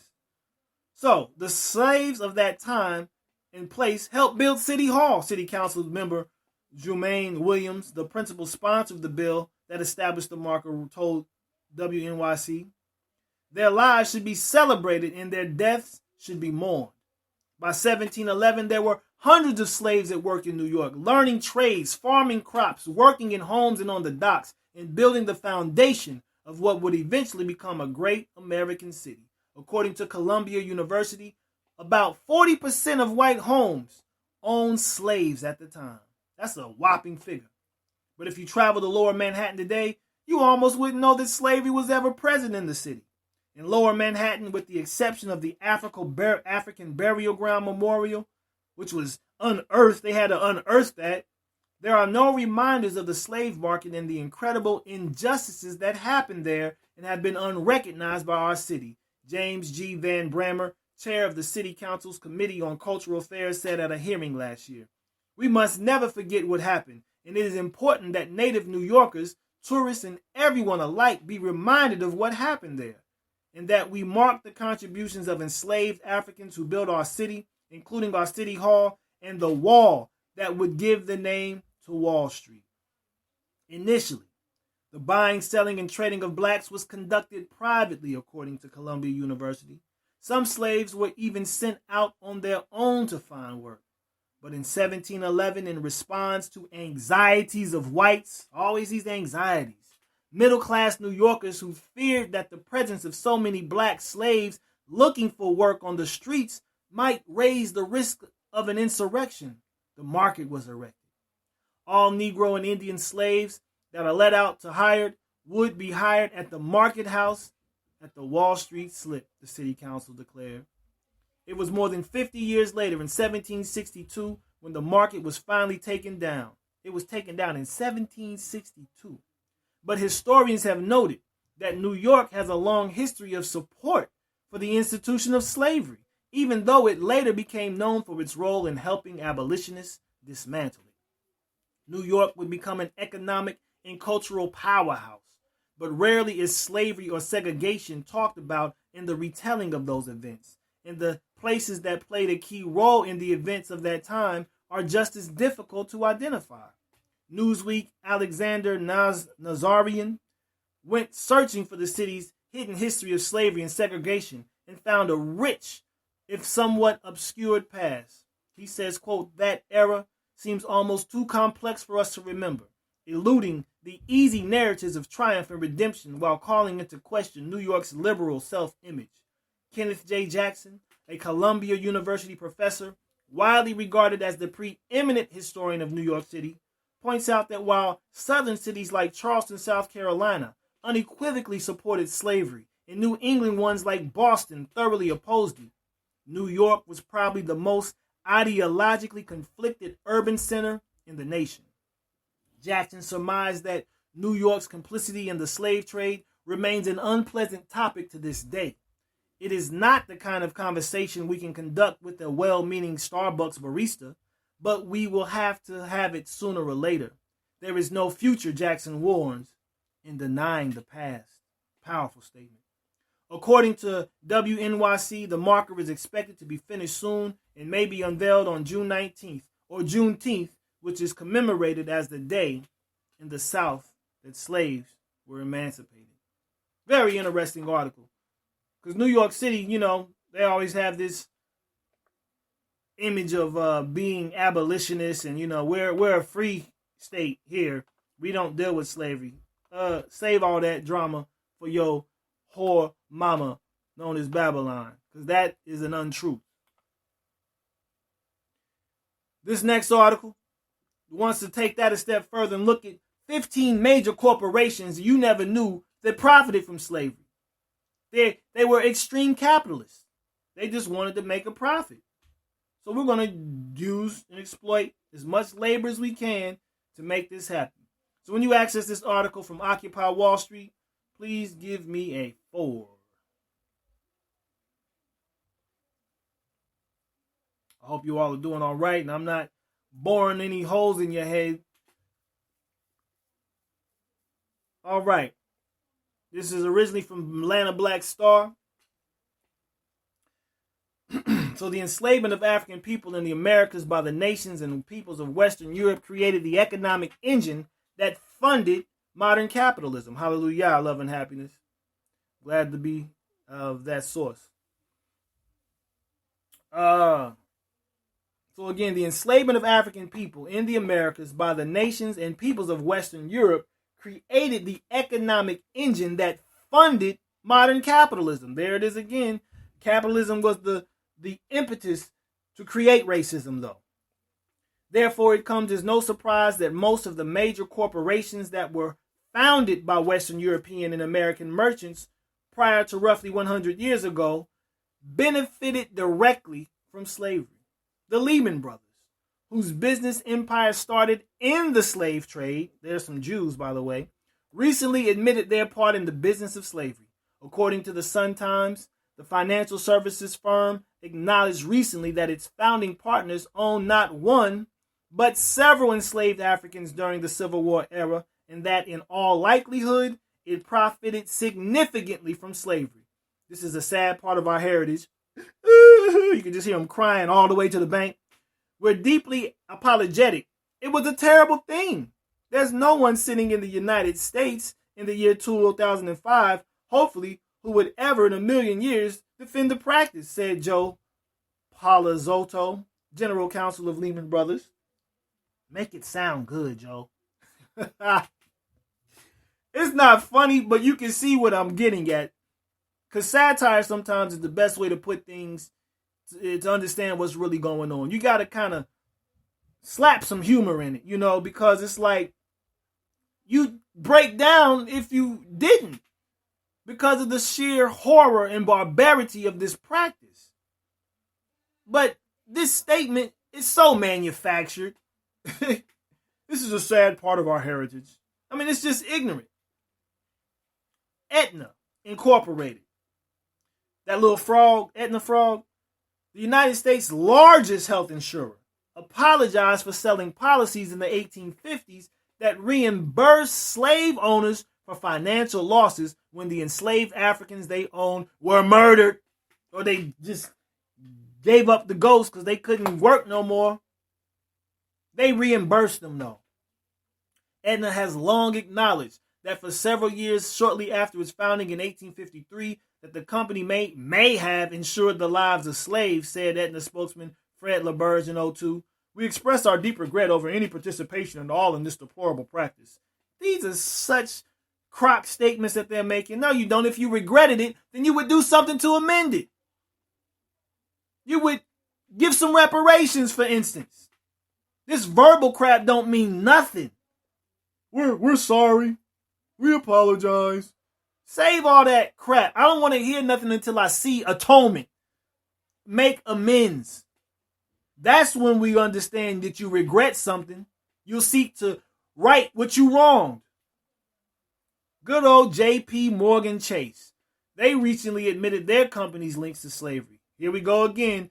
Today we are reporting that this research found that between 1831 and 1865, two of our predecessor banks, Citizens Bank and Canal Bank in Louisiana, accepted approximately, like this is some mishap, like oops, they accepted 13,000 enslaved individuals as collateral on loans and took ownership of approximately 1,250 of them when the plantation owners defaulted on the loans, the company wrote in the statement. So This is that emancipation right there.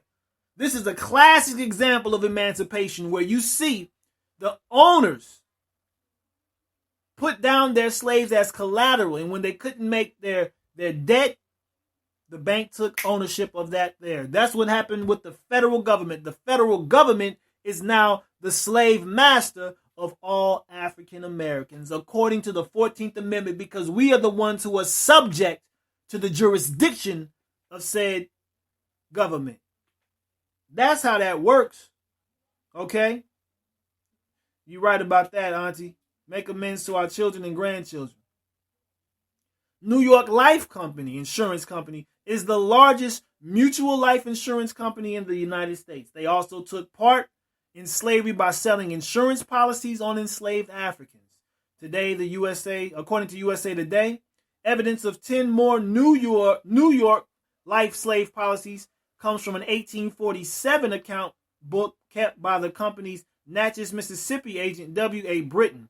The book, part of a collection at Louisiana State University, contains Britton's notes on slave policies he wrote for amounts ranging from $375 to $600.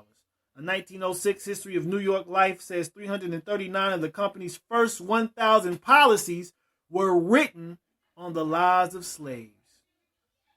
USA Today reports that Wachovia Corporation, now owned by Wells Fargo, has apologized for its ties to slavery after disclosing that 2 of its historical predecessors owned enslaved Africans and accepted them as payments.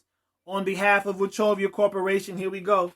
I apologize to all Americans, especially to African Americans and people of African descent, said Kim Thompson, Wachovia Chairman and Chief Executive Officer, in the statement released late Wednesday. We are deeply saddened by these findings as we go to the bank and put more money in it.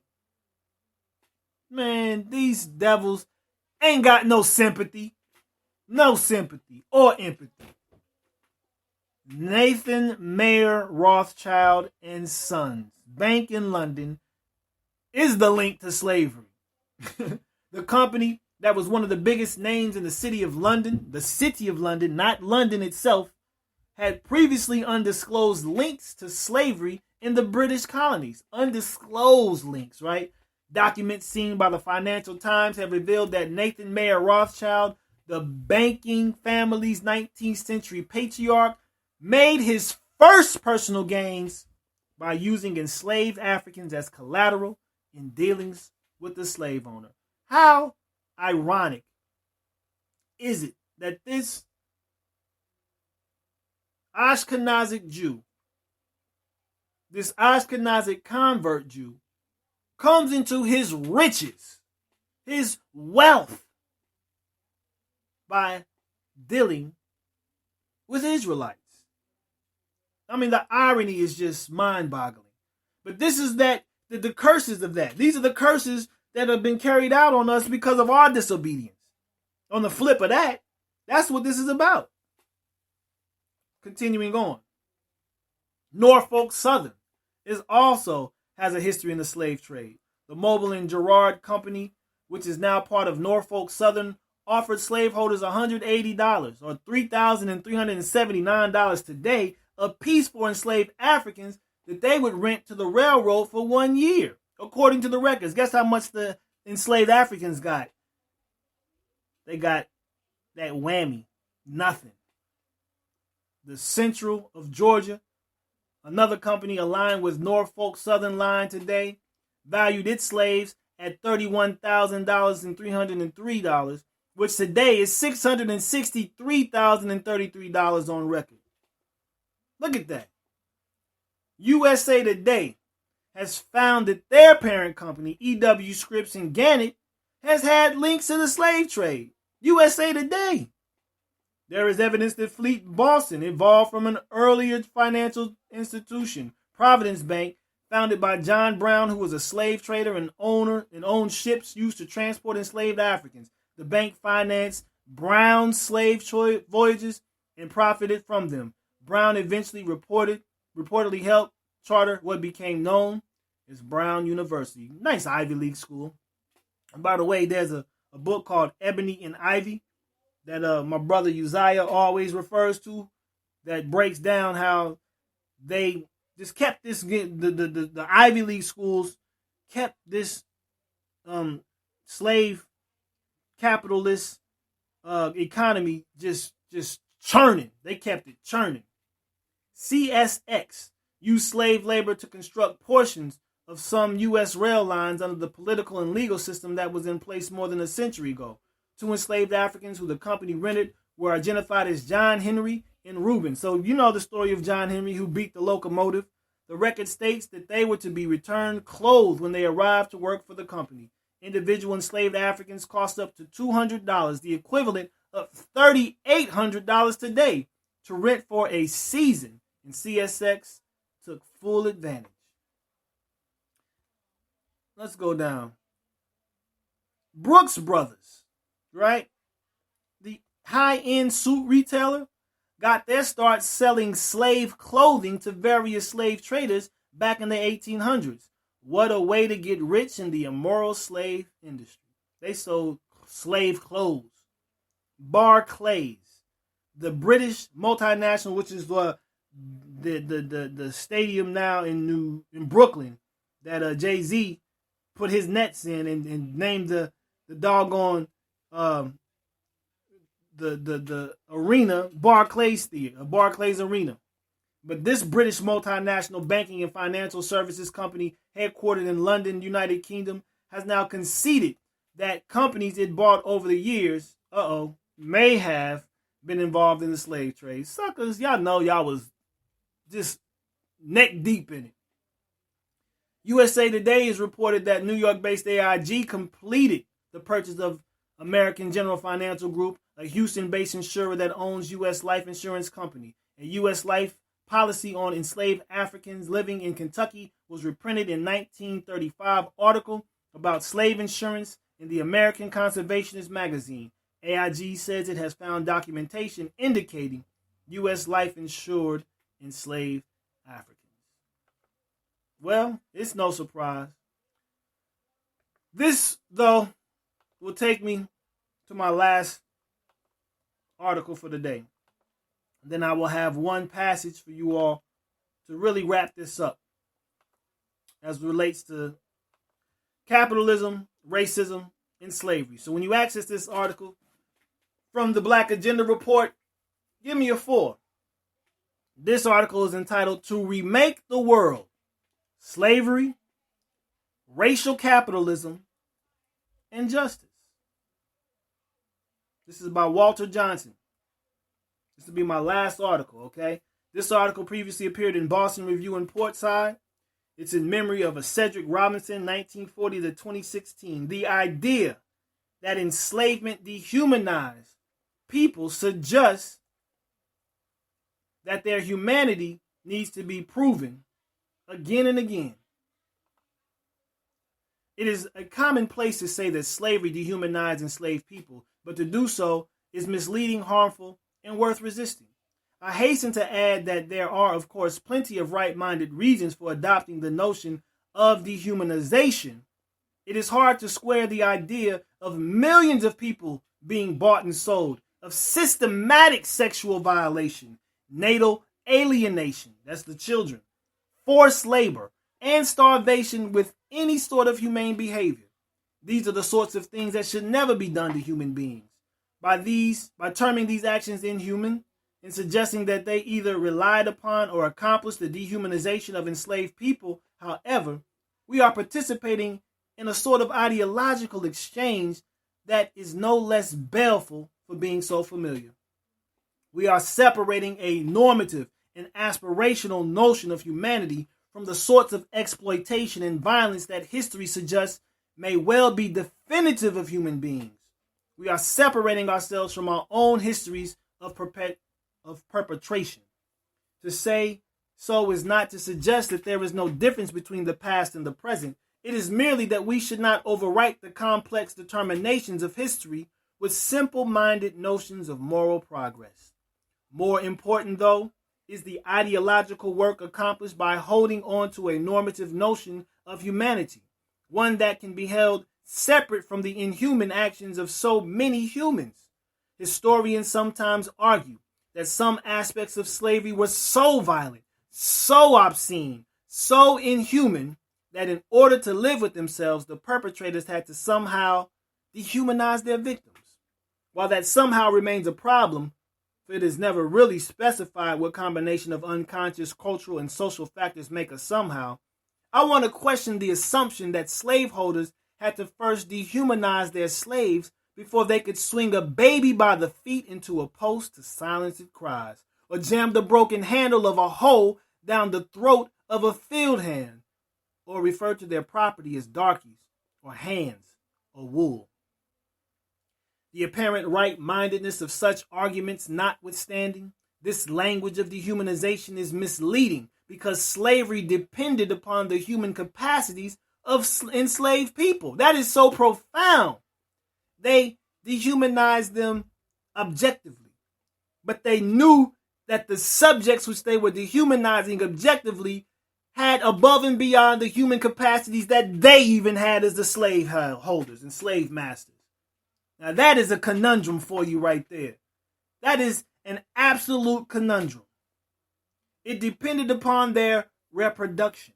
It depended upon their labor. And it depended upon their sentience, their clarity, their understanding. Enslaved people could be taught.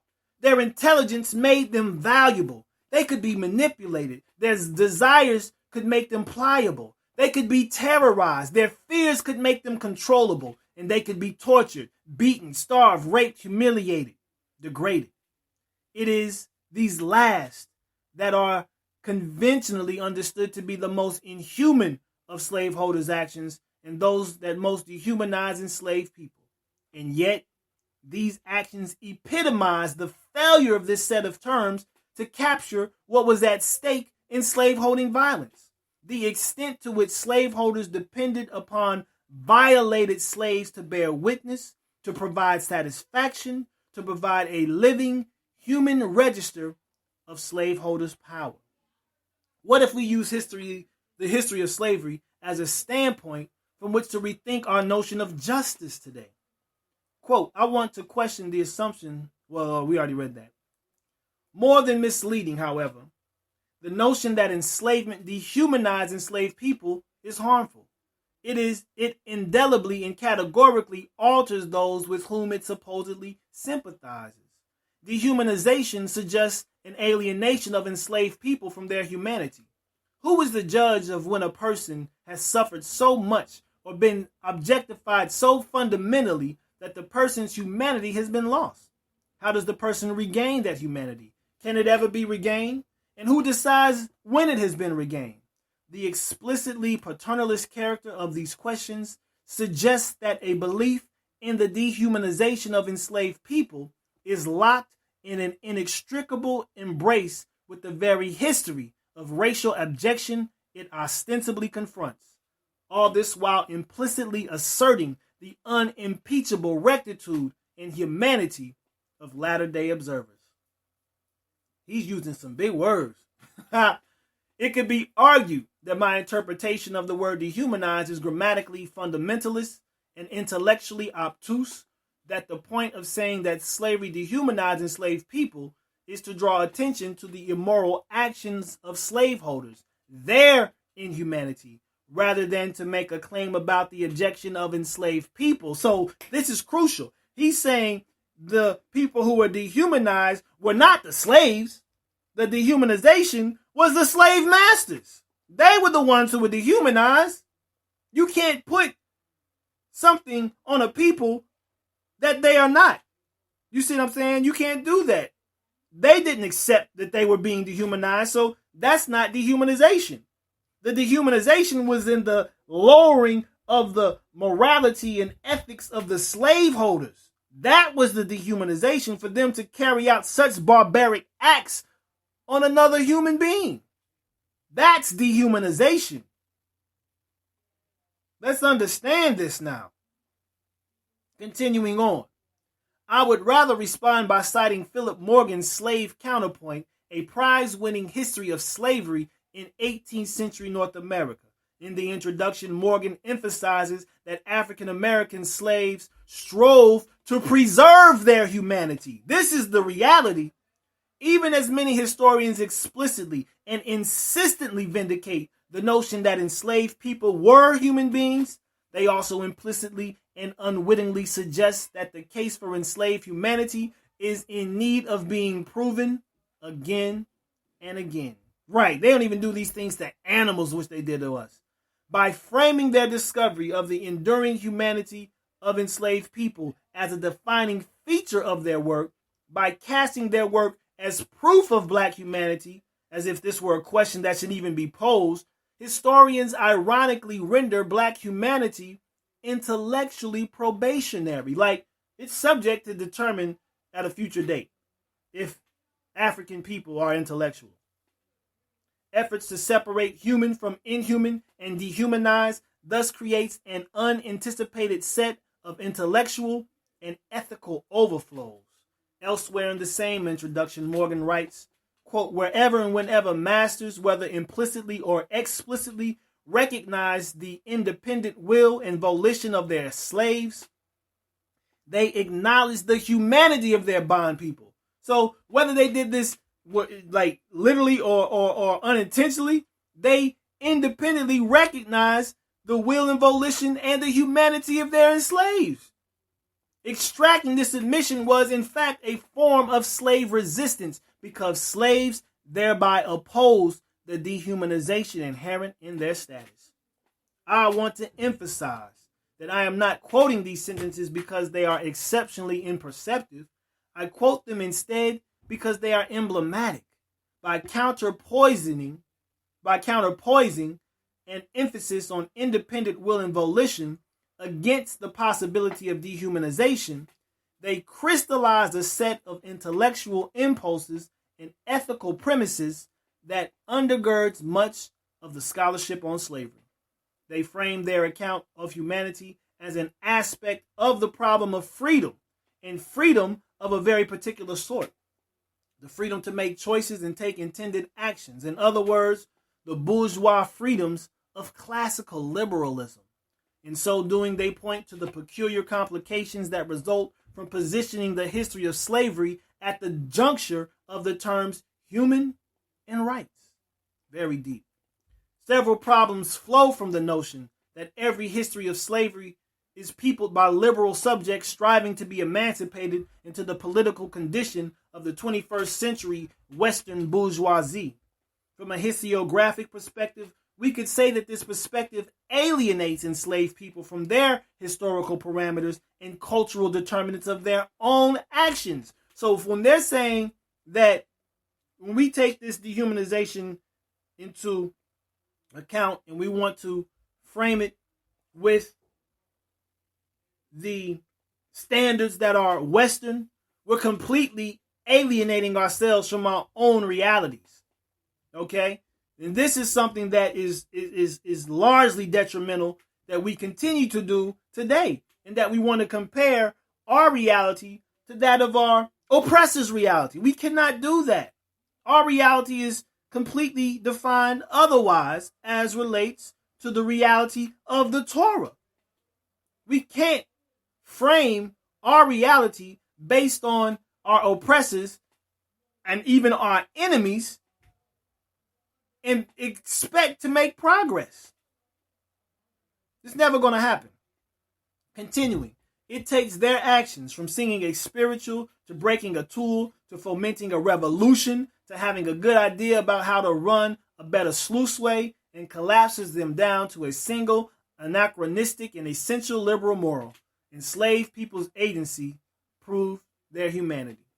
Simple. For the purposes of this essay, I'm less interested in the historiographic implications of this line of reasoning than I am in its ethical dimensions. The tension between the specific actions and idioms of enslaved life and the broadly comparative categories of independent will and volition, agency and humanity seem analogically and indeed historically and ethically related to the tension that Karl Marx noted between the historical and material inequalities of 19th century society and the abstract equality of rights-based human emancipation of which he was critical. In his essay on the Jewish question, Marx wrote that the political citizen was an imaginary member of an imaginary universality. This is crucial, and I spoke about this earlier. This simulated reality that we're living on earth, and I had a huge conversation with my son about it, because this is what we're living in, a matrix. And we read about this several weeks ago when the dude over Tesla, I forgot his name, he was saying we're living in a matrix. We're living in a simulated reality. And this is what is known as nothing more than Babylon. This is nothing more than Babylon. Because we're not living in reality where material is valued and people are used. This is not reality. Because it doesn't last. Reality is eternal. Illusion is temporal. And when we understand what reality is as relates to, again, the revelation of the Torah, and we start aligning our lives with that, this is why Yahushua says, he who is in Torah, even if he dies, he shall yet live, because he's now one with the word. Now, this is kind of somewhat of a detour from where we're going, but guess what? It's all linked and connected. Continuing on. For Marx, the material salience of human existence, distinctions of birth, social rank, education, occupation, these illusions, continue to guide and determine the course of history, even as the inauguration of a new sort of history, the history of political equality, was announced to the world, in a passage that captures both the terrific promises and bounded limits of a rights-based notion of human emancipation. Marx wrote, quote, "Political emancipation is, of course, a big step forward. True, it is not the final form of human emancipation, but it is the final form of human emancipation within the hitherto existing world order. It goes without saying that we are speaking here of something greater than that real, practical emancipation." So he's even acknowledging the illusion of society, Western society. It is through Marx's appreciation for and critique of the notion of citizenship, and by extension of the rights-based notion of the human being at the heart of the historiography of slavery, that I want to turn more directly to the question of human rights. A good deal of recent scholarship has emphasized the importance of both vernacular and institutional anti-slavery to the intellectual history of human rights. Samuel Moyn's recent and influential account of the history of human rights, however, departs from this timeline to argue for a much later set of historical benchmarks. It was not until well into the 20th century, Moyn argues, that the idea of a new world emerged. I won't necessarily agree with that, in which the dignity of each individual will enjoy secure international protection. While many other scholars are critical of the way that Moyn's timeline sets the history of slavery and anti-slavery to the side of the history of human rights, I think Moyn is not without reason. The version of human rights that dominates contemporary super-sovereign rights claims, I would suggest, is not significantly inflected by the history of slavery, although it would be better if it were. One current notion of universal human rights has its origin in a particular historical experience, that of Europe in the 20th century. Human rights thinking has emphasized the universal rights of democratic self-determination, freedom of conscience and expression, protection from political violence, and above all, the anathematization of genocide. That's like cursing genocide. Paraphrasing Marx, I think it is fair to say that the emergence of a global movement in support of human rights is the summary accomplishment of the hitherto existing world order. It is not, however, nor in my view should it be, the final form of human emancipation. We know that the final form of human emancipation is becoming one with Yah. That's it right there, okay? That's when we are truly free and reflective of our purpose, or of what a just world should look like. In Moyn's view, in fact, human rights thinking has provided the intellectual architecture for a sort of liberal neo-imperialism, the justifying terms of continuing European and American intervention in the affairs of former colonies. And they're using debt slavery through the IMF to further their imperial and colonial exploits. There's quite a different genealogy for discussions of human freedom. This one rooted in the experience of slavery rather than the question of the humanity of slaves. The movement for Black Lives proposal, A Vision for Black Lives, insists on a relationship between the history of slavery and contemporary struggles for social justice, which is something good that is being offered through Black Lives Matter, actually. At the heart of the proposal is a call for reparations for the historic and continuing harms of colonialism and slavery. Indeed, the ambient as well as the activist discussion of justice in the United States today is inseparable from the history of slavery. You cannot separate the history of America and the antebellum South, and really antebellum America, colonial America, from the present. You can't separate that. It is inseparable, as he said. The idea that enslavement dehumanized enslaved people suggests that their humanity needs to be proved again and again. So what they're saying is they're justifying. This is the reason why, again, the impunity runs amok as relates to the murder of quote-unquote black lives by police. It even relates to the quote-unquote fratricide that takes place amongst us, the black-on-black crime. And that notion of attaching dehumanization to the enslaved completely absolves the perpetrator of the true crime from their responsibility for creating such conditions. It absolves them of it. It keeps them in the realm of impunity. They're not guilty of anything. And that reality is rarely ever acknowledged and brought to the table when it comes to having this conversation. We weren't the ones who were dehumanized. These devils were the ones who were inhuman. So with this in mind, we might return to the question of human emancipation, this time with the purpose of essaying a notion of justice that is rooted in the history of slavery and goes beyond liberal notions of human rights. Through this route, we can arrive at a history of the global political economy that is attentive to what, following Cedric Robinson, I term, listen to this word, racial capitalism. In Black Marxism of 83, when it was written, Robinson argues that the historical developments of capitalism and racism were inseparable. So this is the nexus of everything here. This article is going to sum up everything that we've just read. Engaging with black nationalism and orthodox Marxism, he argues that the path toward the just and the good cannot be found in the, there's that word you use, M70, Moray M70, authoritarian pronouncements of uninflected Marxism with its single route to revolution, nor in the historical simplifications of black nationalism, which threatens to replicate white-dominated institutions, but with black people in charge. And this is what we are striving to get our people to understand. We can't just subject ourselves to the same sentiment and ideologies of our oppressors. So when we receive the kingdom, we can't have the mindset that's like, now, yeah, everyone that enslaved us, we gonna handle them like that. That's not what this is about. This is why Yah says, remember that you were slaves in Mitzrayim. Remember that you were slaves in Mitzrayim and what you experienced. You don't want to put that on another human being. You don't want another human to go through that. See, this is why we have to understand the balance between justice and mercy. We have to understand that fine line. I'm not going to get into the profundities of it, but this is a crucial understanding of knowing how to balance these principles. All right? We got to have mishpat. There must be justice. We must judge righteously.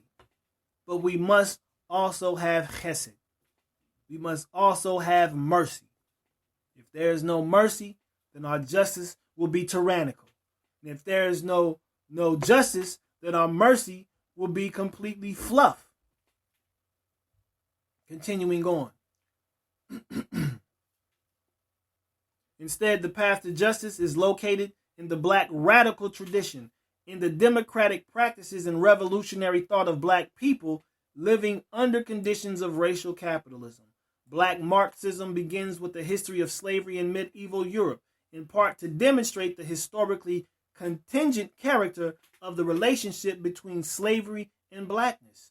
It then turns to the early modern period and the European enslavement of Africans, In the era of the Atlantic slave trade, new notions of difference, absolute racial notions of difference, were used to define, describe, and justify the political economy of slavery. For Robinson, W.B. Du Bois was the preeminent historian of the ways that racism had defined the history of capitalism and interrupted the universalist pretensions of Marxist orthodoxy. Yup, no justice, no peace, Doc. In a 1920 essay entitled The Souls of White Folk, Du Bois suggests that both economic exploitation and domination justified by imagined difference have histories as old as mankind. But their combination in European imperialism, the discovery of personal whiteness by those who claim title to the world, and to the concomitant designation of the world's dark people as beasts of burden, is recent, a product of the slave trade. So it's no more than 5 centuries deep. Gone in Du Bois are the orthodox markers that serve to keep the history of slavery separate from the history of capitalism. In their place, Du Bois proposes a new milestone, the emergence of a sort of capitalism that relies upon the elaboration, reproduction, and exploitation of notions of racial difference, a global capitalism concomitant with the invention of what Robinson termed the universal Negro. In short, racial capitalism. In Black Reconstruction in America, published 15 years later, Du Bois roots his account of racial capitalism in the history of slavery in the United States. He roots it, okay? His account of racial capitalism in the history of slavery in the U.S. The giant forces of water and of steam were harnessed to do the world's work, and the black workers of America bent at the bottom of a growing pyramid of commerce and industry. And they not only could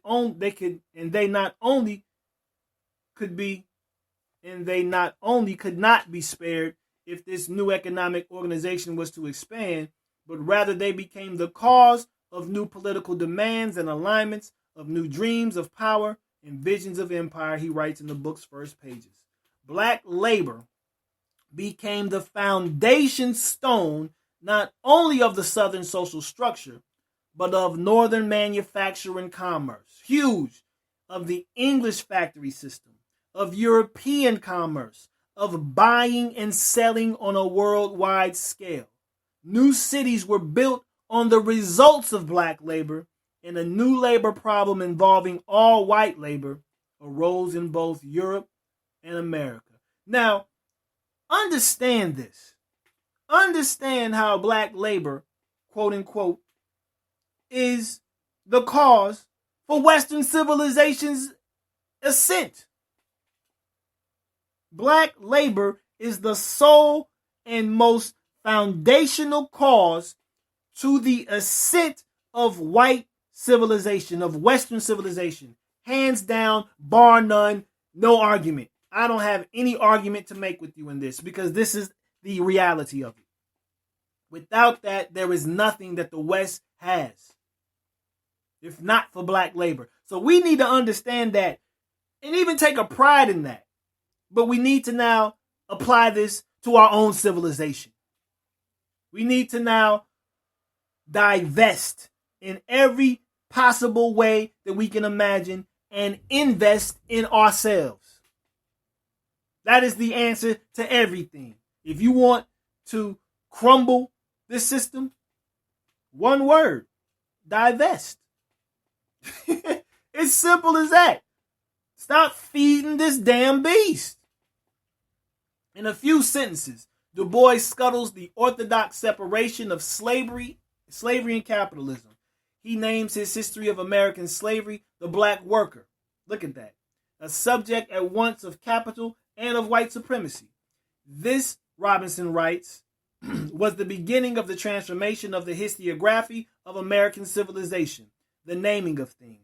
Rather than following Adam Smith or Karl Marx, each of whom viewed slavery as a residual form in the world of emergent capitalism, Du Bois treats the plantations of Mississippi, the counting houses of Manhattan, and the mills of Manchester as differentiated but concomitant components of a single system. It's a single system. Many scholars have expressed the fear that terming both what had happened in Mississippi and what happened in Manchester capitalism will make it impossible to see the trees for the forest, obscuring, in the words of James Oakes, fundamental differences between economies based on enslaved and free labor. There is no damn difference because the free labor was established from the enslaved labor. But there is no obvious reason that should be the case, arguing that the history of racial capitalism began with the slave trade rather than the factory system does not necessarily pose any greater threat to historical and analytical precision than arguing that both Harriet Tubman and John C. Calhoun were human beings. Indeed, Du Bois draws attention to the very differences that Oakes worries will be eluded, I believe. That's what he says, elided or eluded. He simply sees the production of these differences as an aspect of the history he is trying to understand, rather than as an inevitable answer to which any historical account must aspire.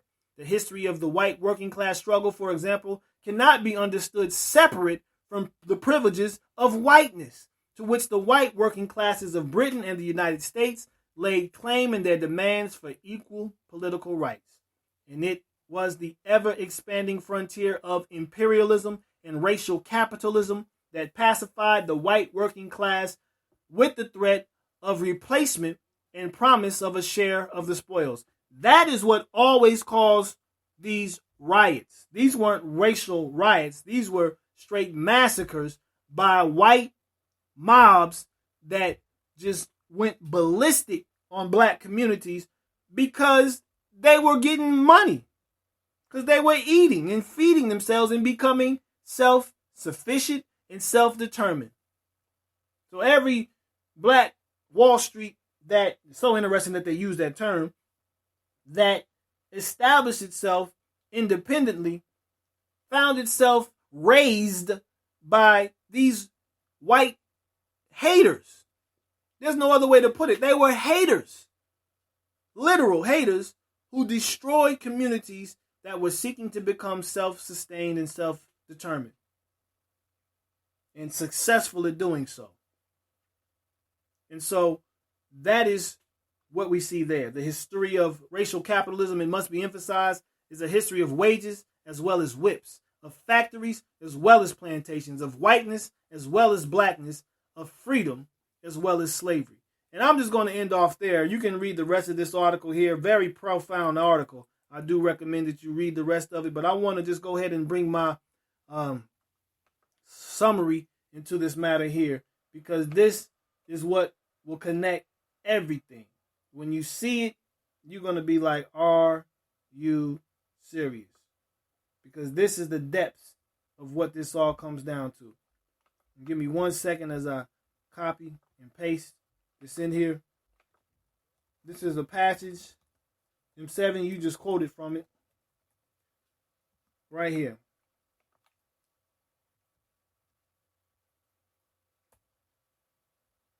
Boom.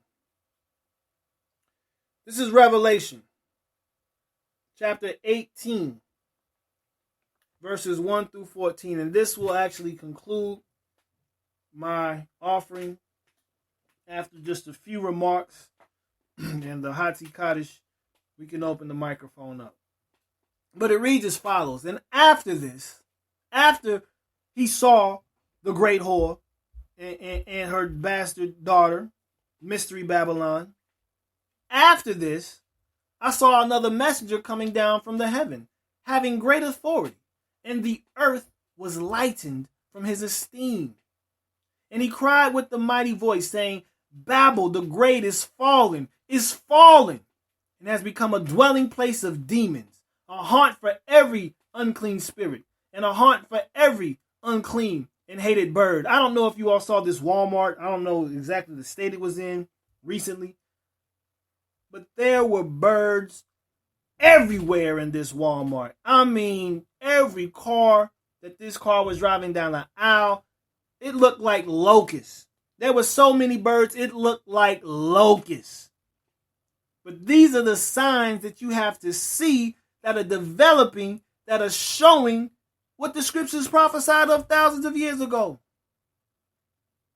So it has become a haunt for every unclean spirit and a haunt for every unclean and hated bird. Now, the deep thing is, them 70 showed you who those fowls are. He showed you who those creeping creatures are. He showed you that. And this is what this is talking about. Because all the nations have drunk of the wine of the wrath of her whoring. Okay?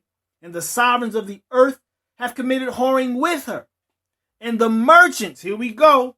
This is going all the way back to these banksters back in Babylon with their sun god temple.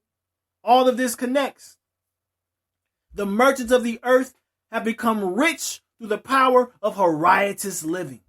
And I heard another voice from the heavens saying, come out of her, my people, lest you share in her sins, and lest you receive of her plagues. Come out of her. Divest. That's what I just said. That's a political term for it. But Yah revealed this to Yahushua and this messenger in a very clear term. Come out of her. Leave her be. Stop messing with that hoe. Come out of her, my people, lest you share in her sins, and lest you receive of her plagues. Twofold there.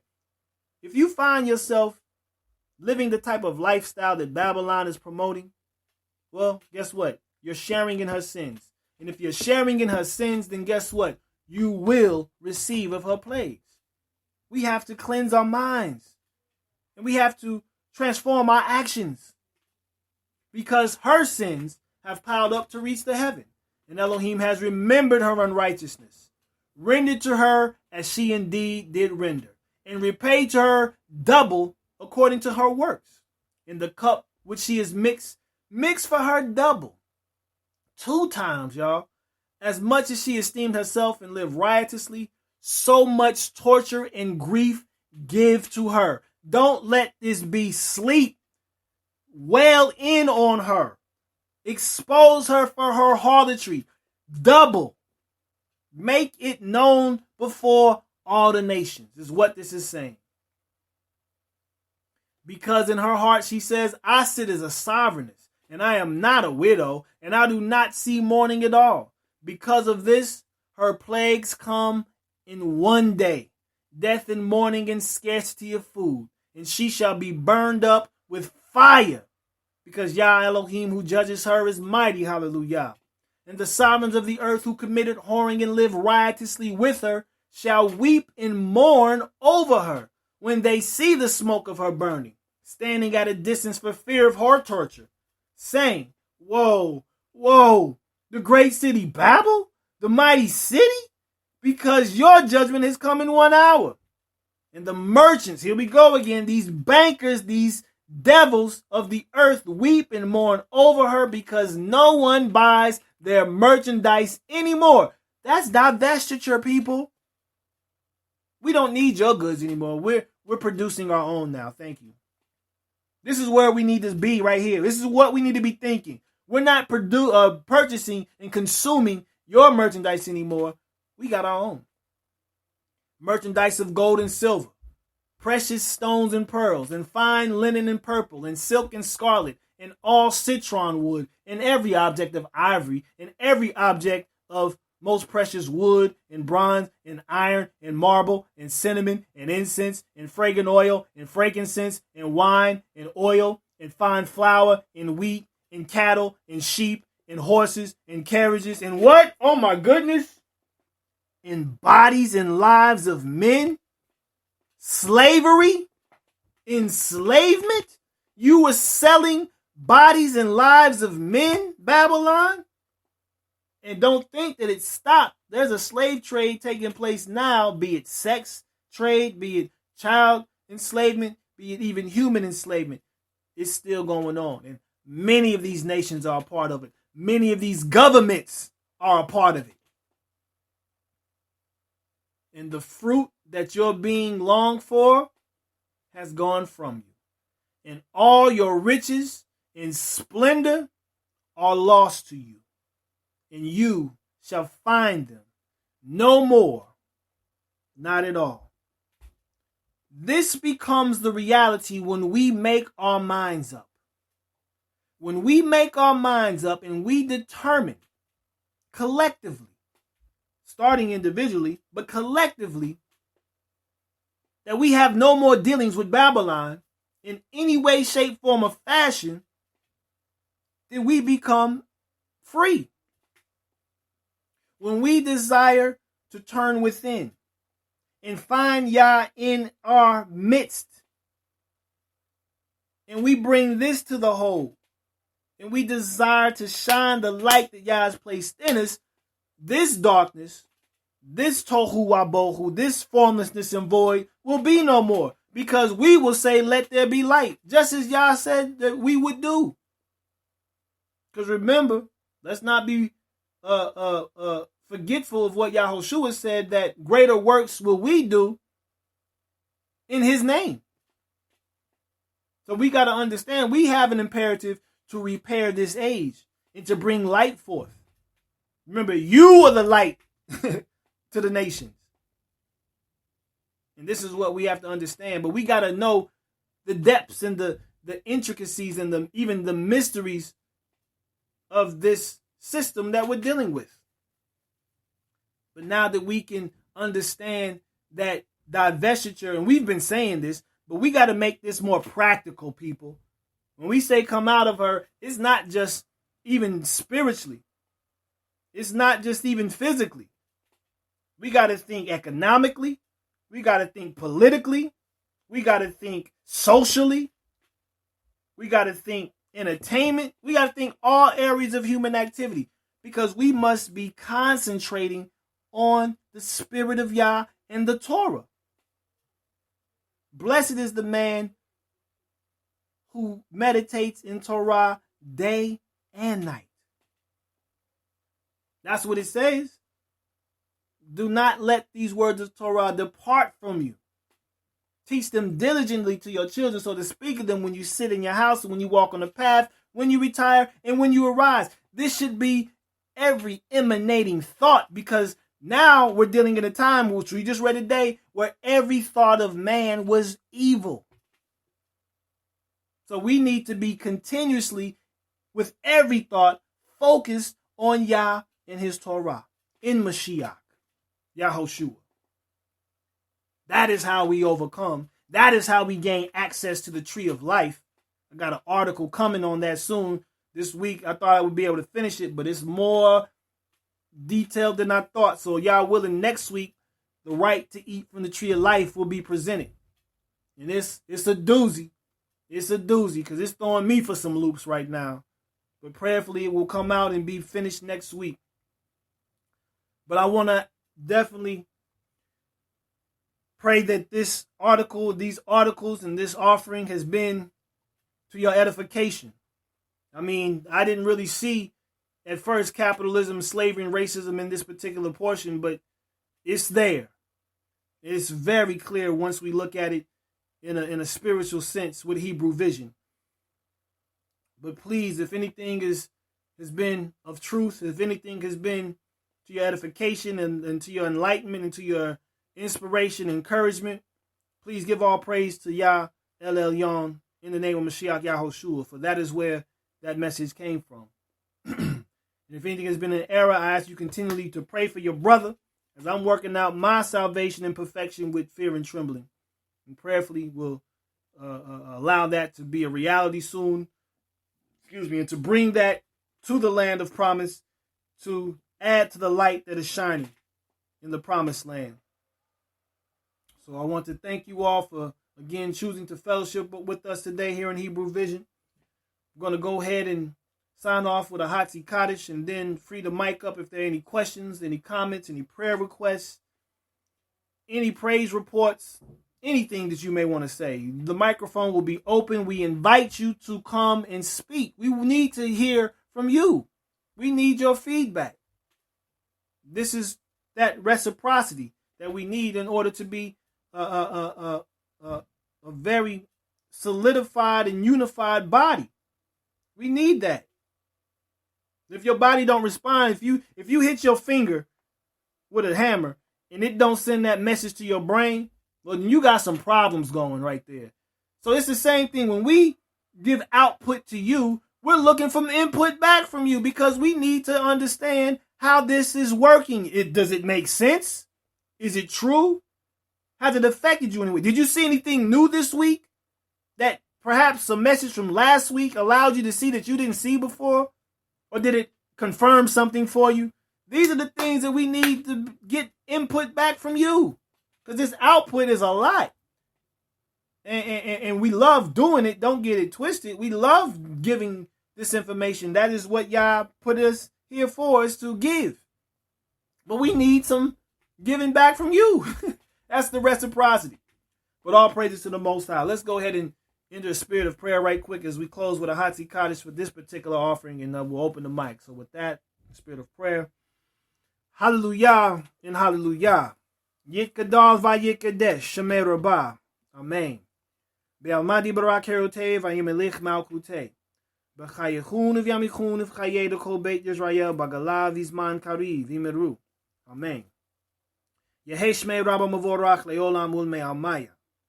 Yit barak v'yishtabach v'yit par'ar v'yit romam v'yit nesei v'yit hadar v'yit alei v'yit halal shemei d'kudashah berichu. Le'ela min kol barachata v'ashirata tush bechata v'nechmata. Damri ran ba'ama b'shem Mashiach Yahoshua Baruch Hashem. Hallelujah. V'meru. Amen. And with that, I relinquish the mic. I pray that you all had a blessed week, and that your week upcoming is just as blessed as well. That Yah covers you and keeps you and protects you, shines his face on you, and lets you have your daily bread. In Mashiach Yahoshua's name. One love to each and every one of you all in Hebrew Vision. I relinquish the mic. Shabbat Shalom.